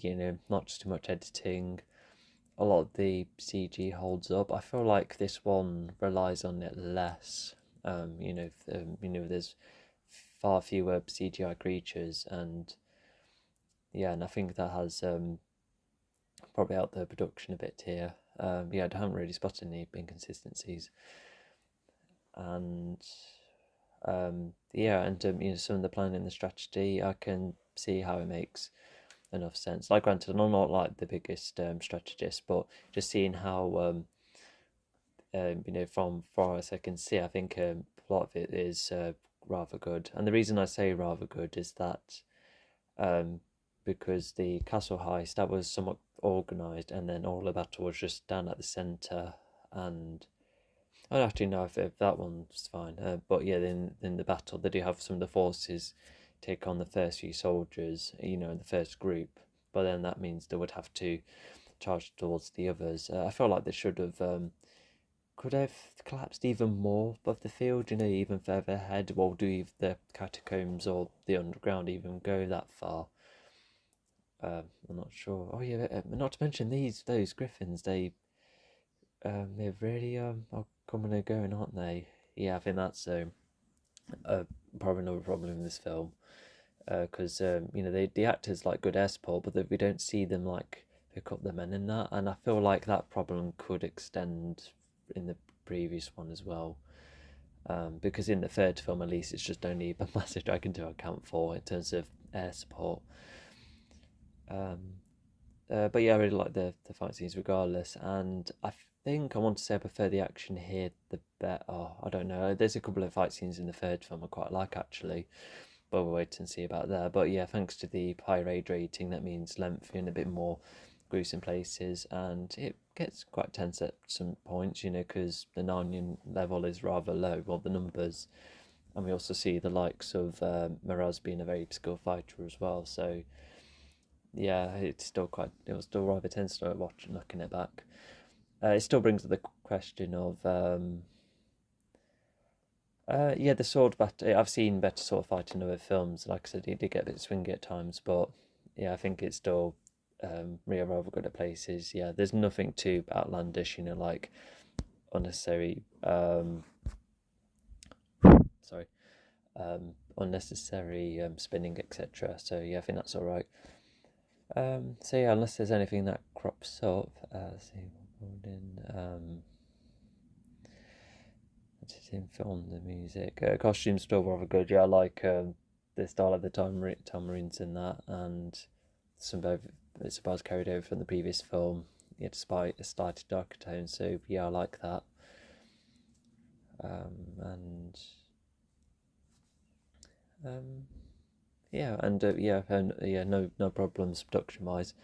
So yeah, I think we'll go on to the characters. So um, the I think this does have like a similar thing to the first film where people, well, when the characters are more present than not on certain parts of the film. Because, for instance, when we see, I'll call him Warwick Davis and the Badger, because they were, they're, from time to time at the start, and they help introduce Caspian to more so of Narnia, and addressing some of the horn and really showing how extinct they are, and then they do reunite with the others, but then they kind of get dropped, other than Warwick, being there around, bits and bobs during the castle battle, and then only to be like, oh hey, there's a shortcut, but it's like a dark method, and look like him peels finger too far ahead. So it was interesting to explore a character who wasn't willing to go for like darker ideas in order to succeed, but I probably would have liked more of it, because imagine if we did get like a secondary type of antagonist on the good side who it's like a really good foundation from what we saw at the film. But imagine if if they could have like a debate on it. So yeah, I think that would have been rather good. Just better whilst it's good at the moment. And yeah, Ripper Cheap, he's just very in and out consistently though. So that I do like, and he does have some funny lines, and I like Eddie's voice for it. I don't know who's better, either Eddie Izzard or Simon Pegg for him. But yeah, Simon Pegg voices him in the following film. I'm more familiar with him in the following film, so I don't know. I just feel like Simon Pegg probably carries over the performance at a point where you can't always tell. Um, yeah, just only like a slight difference in voice work. So yeah, I would like to. I don't know. I just like them equally, really, because one hasn't really done much above the other. Yeah, just like a film each. Well, actually, no. Pegg probably has more screen time with Ripper Cheap, so I don't know. Does that make that better? I don't know. It's just, yeah, I'm rubbish with that. I just like them both the same, really. Yeah, so occasionally comic relief, and he's also rather good. Thanks to his size, he's very useful. With the bridge opening, and he could see that he could easily escape the gate, and he has other mice switch he leads as well. And yeah, so not only does he have his own miniature army and also his all sorts of uses, but he also when he was confronting Aslan, he was being he was as one of them said, he was overthinking about how to make himself presentable around Aslan, and when he was like, oh, I probably would like lay this blade down, and Aslan's like, oh no, it's fine, you can keep it. Oh, by the way, he's a new tail. So, so it's interesting to get that kind of perspective. But I think that's something else to probably explore a bit. But it's just to choosing which characters to explore more in the forefront. But I suppose he's mainly comic relief. So although he does get involved in like some serious conversations. From time to time. Well, when he's not interacting with the squirrel, I can't like that. Like, imagine if the squirrel had to pay off. I don't know. Um, but so yeah, he's a bit more than comic relief, which is good. And yeah, the running gag about the mouse thing, yeah, fighting mouse, yeah, it's even So I just feel like the film is partially self-aware about it. And although here's the other thing, I think the tone is fine. It does show itself to be a bit more mature. So to have the levity from time to time and from certain individuals, because it's like him and Edmund and even Peter Dinklish's character. I forgot his name already. He, just a couple of like sarcastic lines from time to time. Which I like. Just those little small doses. And I think Reproduce a rather good addition. And then the lead-in centaur, I think he definitely represents like almost like the leadership for the time being. He's helped keep everyone together, and he's helped lead the battle. He seems to be quite a skilled fighter and very sensible for time to time. Not an awful lot of screen time, but I think it was a rather good addition. And I think we'll get on to Peter English. So I think he kind of reminds me of the Beavers, where and even Mr. Thomas, where he's like far more present in the first half of the film, but not so much in the latter. And I suppose he does act like a helps update the four heroes, and and he does have perspectives like, Aslan's not coming back, or why didn't you come back either, sooner. So he starts off that debate, which other characters have, and it does get slightly opened, especially when Peter and Caspian argue a bit. And he's a skill fighter, and he's like both broad and close-minded at the same. Well, actually, no, he's rather close-minded throughout. Look at the bear at one point. It does add that tension of animals kind of going savage almost because of the absence with the four of them. It's almost as if I felt like even that could have been addressed more. What if he had like a mixture of both intelligent and savage animals? Actually, no, I can't see that working. I suppose it does, attention later on, especially when the sea has land too later, and more about how broken the world is. But that just feels like a very like a one-off scene thing. So once again, it's just something that's introduced once and then almost forgotten about. And it does have like some interesting interactions from time to time, and you can see how he probably connected with the four of them the most compared to the other, aside from Caspian, of course, but he does interact with a lot of them quite well from time to time. There's the challenge with Edmund and helping Susan with the archers and the the four later on, and then also just seeing that he seeing Aslan as well with his own eyes, which is kind of a nice payoff. But it just goes back to how he kind of became absent later on. It does bring up the question though of if the character does have like more of a role in the first half, what should the role be like later on. But I feel like their position should be maintained, because because it's quite a good portion when it was the five of them traveling. So I feel like if that's shorter, then it would have been. It makes more sense, for him to just be almost like an in and out character, a bit like Rupert Cheap, but except that Peter Dinklage, he would have far more to say, etc. Because of sharing his views of what he's narrow about and what he doesn't quite believe in. But yeah, I still quite like him regardless. Yeah, I do like his personality in that. And who else is there? Aslan hasn't really he still maintains the wisdom and he does some rather cool things from time to time. So yeah, I think that some of my compliments from the previous commentary, the previous film, I kind of carry over here. He is definitely maintained. Although actually, what I think he kind of leaves some things up in the air, especially when Lucy was like, oh, why didn't we come sooner? And I think he talks about it's just letting things go by, but he was a bit broad about it. But we've seen loads of media where high level entity characters too tend to be broad with their wisdom and that. So I think that's what they're trying to go for instead of being totally legitimate. But yeah, I think it just depends on the story. And who else?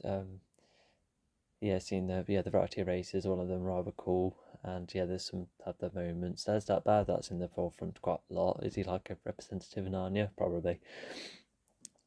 And and I've kind of mentioned how the badger was just kind of there more so later on, and then he came in and out of the story. I think it just helps them, introduce reintroduce the Narnia aspect before we see way more of them. And I think we'll go on to Caspian next. So he's almost like a stereotypical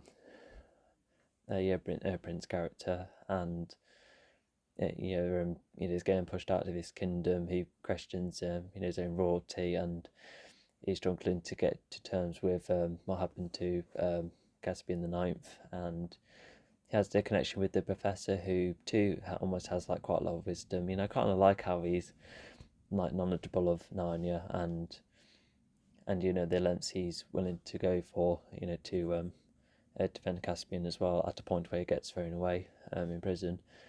And yeah, we could definitely say he knows quite a lot, especially with the horn as well. So he must have been on a quest for it. I'm not sure, and maybe a long quest for a long time, considering how old he is. So yeah, even though we don't see a lot of him, I think unlike other, I think enough screen time is okay. Like I said, I was like wondering, about how he was saved, only to appear on one scene and not appear at all in the battle. Like, granted, I wasn't expecting him to fight, but we would have forgotten about him considering everything else going on. Because if part of the battle, part of the castle heist was slightly put off because of saving him, then there would have to be like more of a reasonable payoff. And yeah, I think that leaves my head scratching a bit, but still a nice addition, and he does out characterize Caspian more. Just something for him to care about. Probably his only caring figure that Caspian has, really, as he struggles to get on with pretty much anyone else until of course he does. He shows that he's against the Telmarines and his uncle, and he tries to help Narnia with the form of glory. And when he encounters the four rulers, he does feel put off by them, and so he tries to get some of his strength back to show himself that he is a true royal. But he doubts that, especially when he doesn't get up for Aslan at first. But Aslan does say, with all of this leadership and everything else you've done to help, of course you're worthy to be loyal. And whilst I'm wondering how he came from probably ruling the castle onto the Dawn Treader, unless I don't know, because with the Dawn Treader they were travelling to create some kind of peace, and so because they come across one land that was up to no good, and then the place where they settled at, that's where they're like, oh, this is a new problem. Oh, I know they already knew about that from the dodgy place at first because of the green mist. So I was just trying to find the source of that. So does that mean once all of that was sorted, does he go back to his castle to rule? I don't know. Unless oh, I don't know, because the others like um you know the the I forgot her name as well, but the woman with the newborn, I don't think they stay to look after the castle. I think the castle gets abandoned. I'm not sure. I'm a bit lost from place to place. But yeah, yeah, quite like his journey. I really like the tension with Peter as well. And also to see him almost like the dark side of Narnia, especially with the tiny ritual, and he gets tempted at first, but then he immediately regrets it. And yeah, and he's a physical fighter as well. He has a lot of cool moments, and I think at first he would have been wanted to kill his uncle, but I think he did soften up over time, and yeah, and denied to get rid of him only for the deputy king to do it for him. Not for him, but yeah, that's just his own motivation to do so. So yeah, as an additional protagonist alongside the four Pevensies, yeah, I think he's rather good in this. And yeah, onto the I guess you could call it the villain side. The general. He simply leads the battles, and he does get punished by the uncle if nothing's done correctly. And the way he spares Caspian is kind of interesting. He almost has like a soft spot for him from time to time. And yeah, he kind of gets pushed around, and um, yeah, and the way when he shouts out in the crowd as well. I think yeah, that was quite an interesting moment. So plays a small role, but significant too. And the deputy king, he doesn't have an awful lot of screen time, although yeah, there were just times like, oh no, yeah, come on, let's go on and carry on with the traditions. But then Miraz is like, oh, how dare you encourage me to do this? And only for when Miraz was standing down, the deputy king is like, no, let's completely overthrow them. Which I'd probably like to see more of that, but I suppose you could say the uncle gradually becomes someone who tries to follow his own way of ruling versus the deputy king who's trying to be really by the books, and that then leads to his demise. Yeah, really, yeah, defeated by probably the greatest power of all Narnia, aside from Aslan, of course. But yeah, there was that chair meeting at first. They all discussed parts of the status quo, and as a not believing Narnia at first, only to bring Peter Dinklage in. So yeah, there's bits and bobs like that which are quite interesting. It helps showcase more of their position and how they use their power and such. And yeah, granted the town is rather small. We didn't see much of them at first, but if there's a castle, there's a residential area, I suppose. Yeah, I think that's how that works.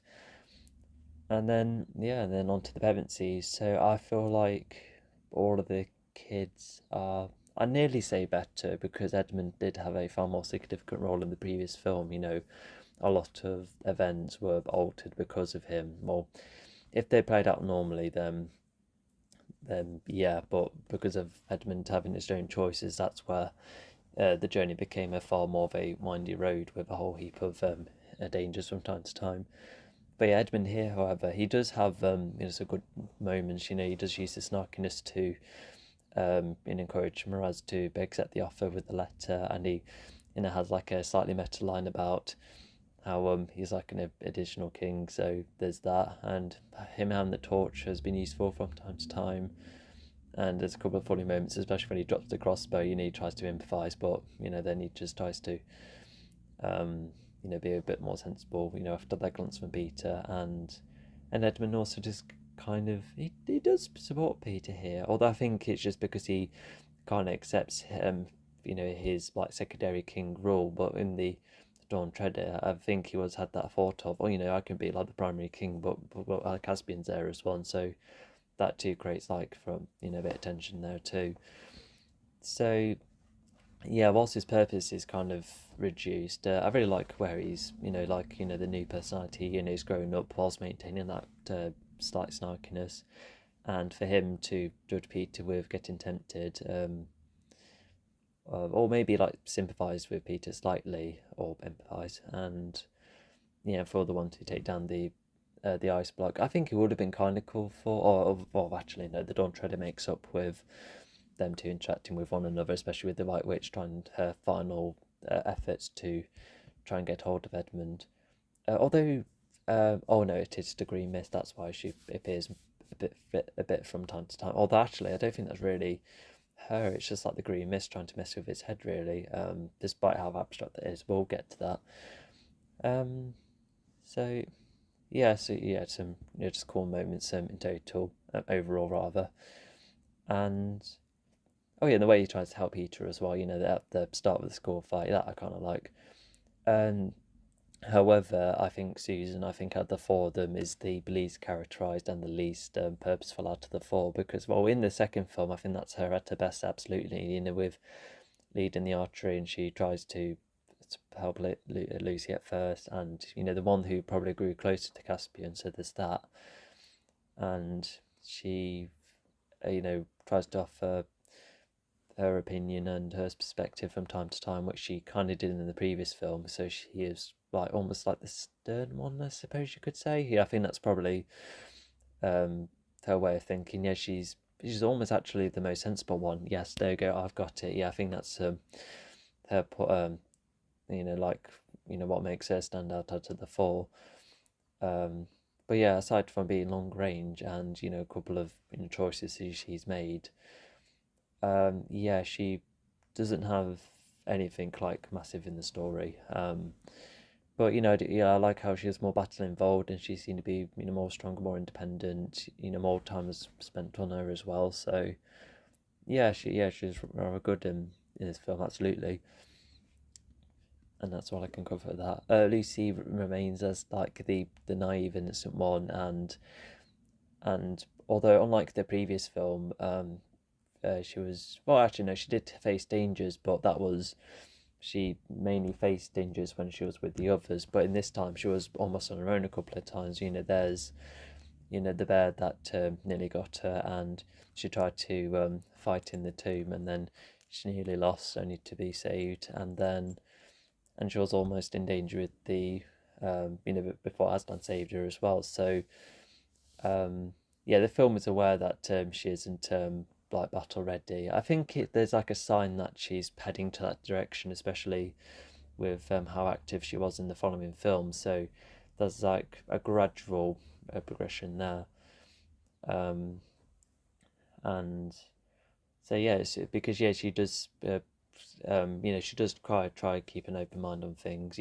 Like struggling to accept that Aslan's not around. At first. So it's like kind of coming to terms with what's around her, and probably questioning herself a couple of times, and also that naivety and observation would also be put into question, especially with the dangers she was more so in, because it feels almost like a more dangerous place when coming back.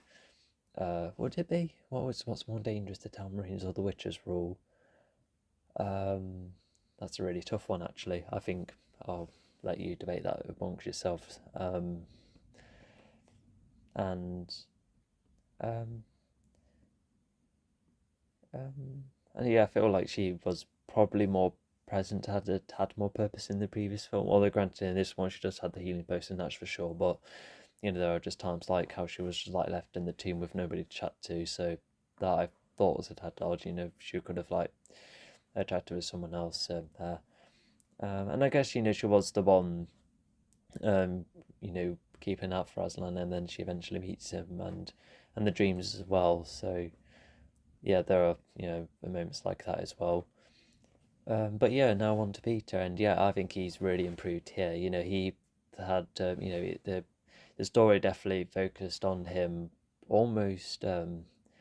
He almost feels like the main character because it's like granted we do follow Caspian from time to time, but But when we do meet Caspian, he still had that perspective of, oh yeah, he's meeting him for the first time, and yeah, because Peter has the the trouble at the start, getting to getting beaten up in that manner. So it's almost like part of him that doesn't like getting beaten. He probably still feels bad about being beaten by the witch, which is also true later on, where he too nearly gets tempted, only for Edmund to be the one to completely get Peter to snap out of it.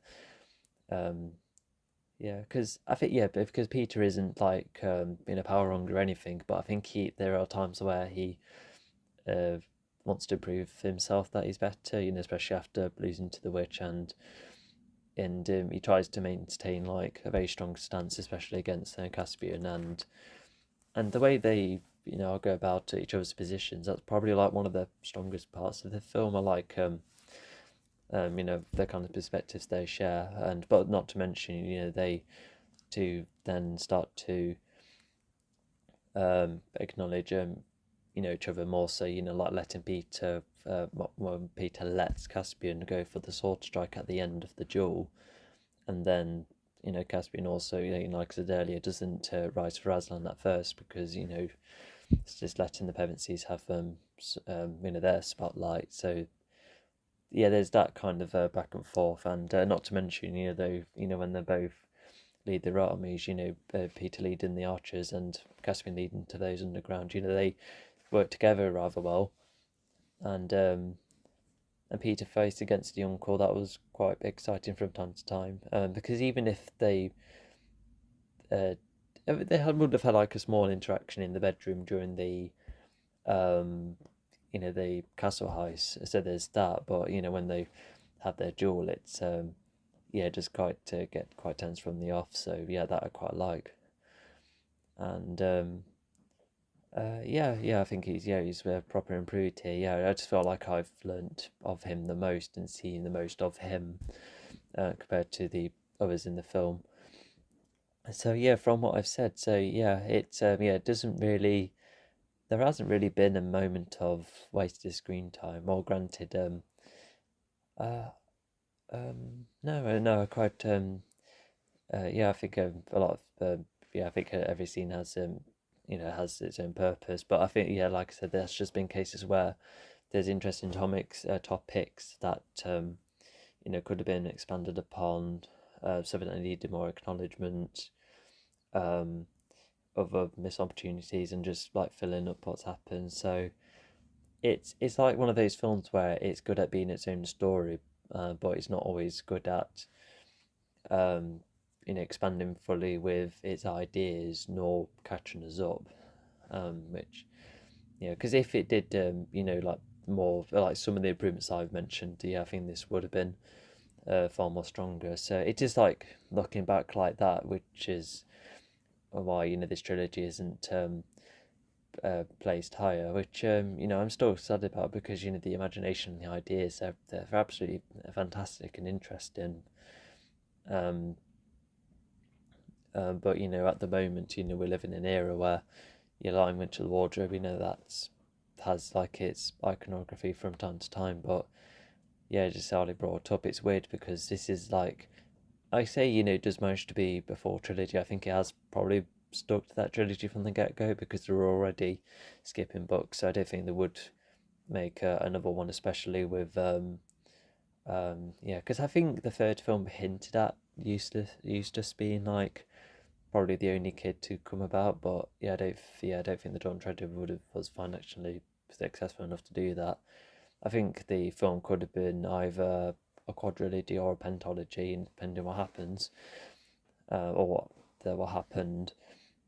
Although there is the rumours of of a revival show, just a complete restart, which I think could be rather interesting, because whilst I have heard of some criticisms about the new His Dark Material show, at least it did finally to tell the story as a whole, covered all the books, all the subplots, everything is really well in depth. So because I did like the Golden Compass film. I think it started off quite well. It's just missing the other films, which makes it a rather incomplete series, which is a bit of a shame. But the TV show, doing that for the story and done it quite faithfully and with care. It's rather cool. I just feel like the Narnia series definitely could do with something like that. Yeah, especially imagine like 7 series of the entirety of that. All 7 books covered. I think that could be rather cool. Like granted, or maybe you could have it start with Lion Witch of the Wardrobe, but then go back to the first book, almost like a flashback season, and then it could plant some seeds for what happens later on. I can see that happening. So yeah. I think I gave Lion Witch of the Wardrobe like a 6 somewhere. I think that's the highest and probably fairest score, considering there's many other fantasy films that have managed to achieve much more. And this one was it does manage to tick more boxes, but it has a bit more plot holes, etc., and a lot of things that could have been expanded upon and such. So yeah, it's still I still really like it. I definitely would rewatch these films. I think they are like quite nostalgic, but just like watching them, with me understanding stories more and managing to try and fit some pieces together, like make more of an effort of that. I just still somewhat appreciate them more, and I guess we could go back, look over them, see what they were like, back then, because I think the hype for some of them were quite cool. Yeah, I remember seeing the adverts and that was quite exciting. And so yeah, ranking for Caspian, probably another 6. Yeah, I think that's probably the highest I would put it. Yeah, I think subjectively I do put these higher, but if we all want to have like a consistent standard, especially with what's been achieved in other films, etc., then we have to keep that consistent. I think that's all I've covered. So yeah, and also not to mention, I was about to say, I think the cast isn't as big as I thought it was. So did that feel like a smaller cast then? Probably. It's just something I think about. I was just thinking about just then, especially when expanding on some certain characters, like the main ones and that. Okay, right. We'll stop right there, and I will see you next time.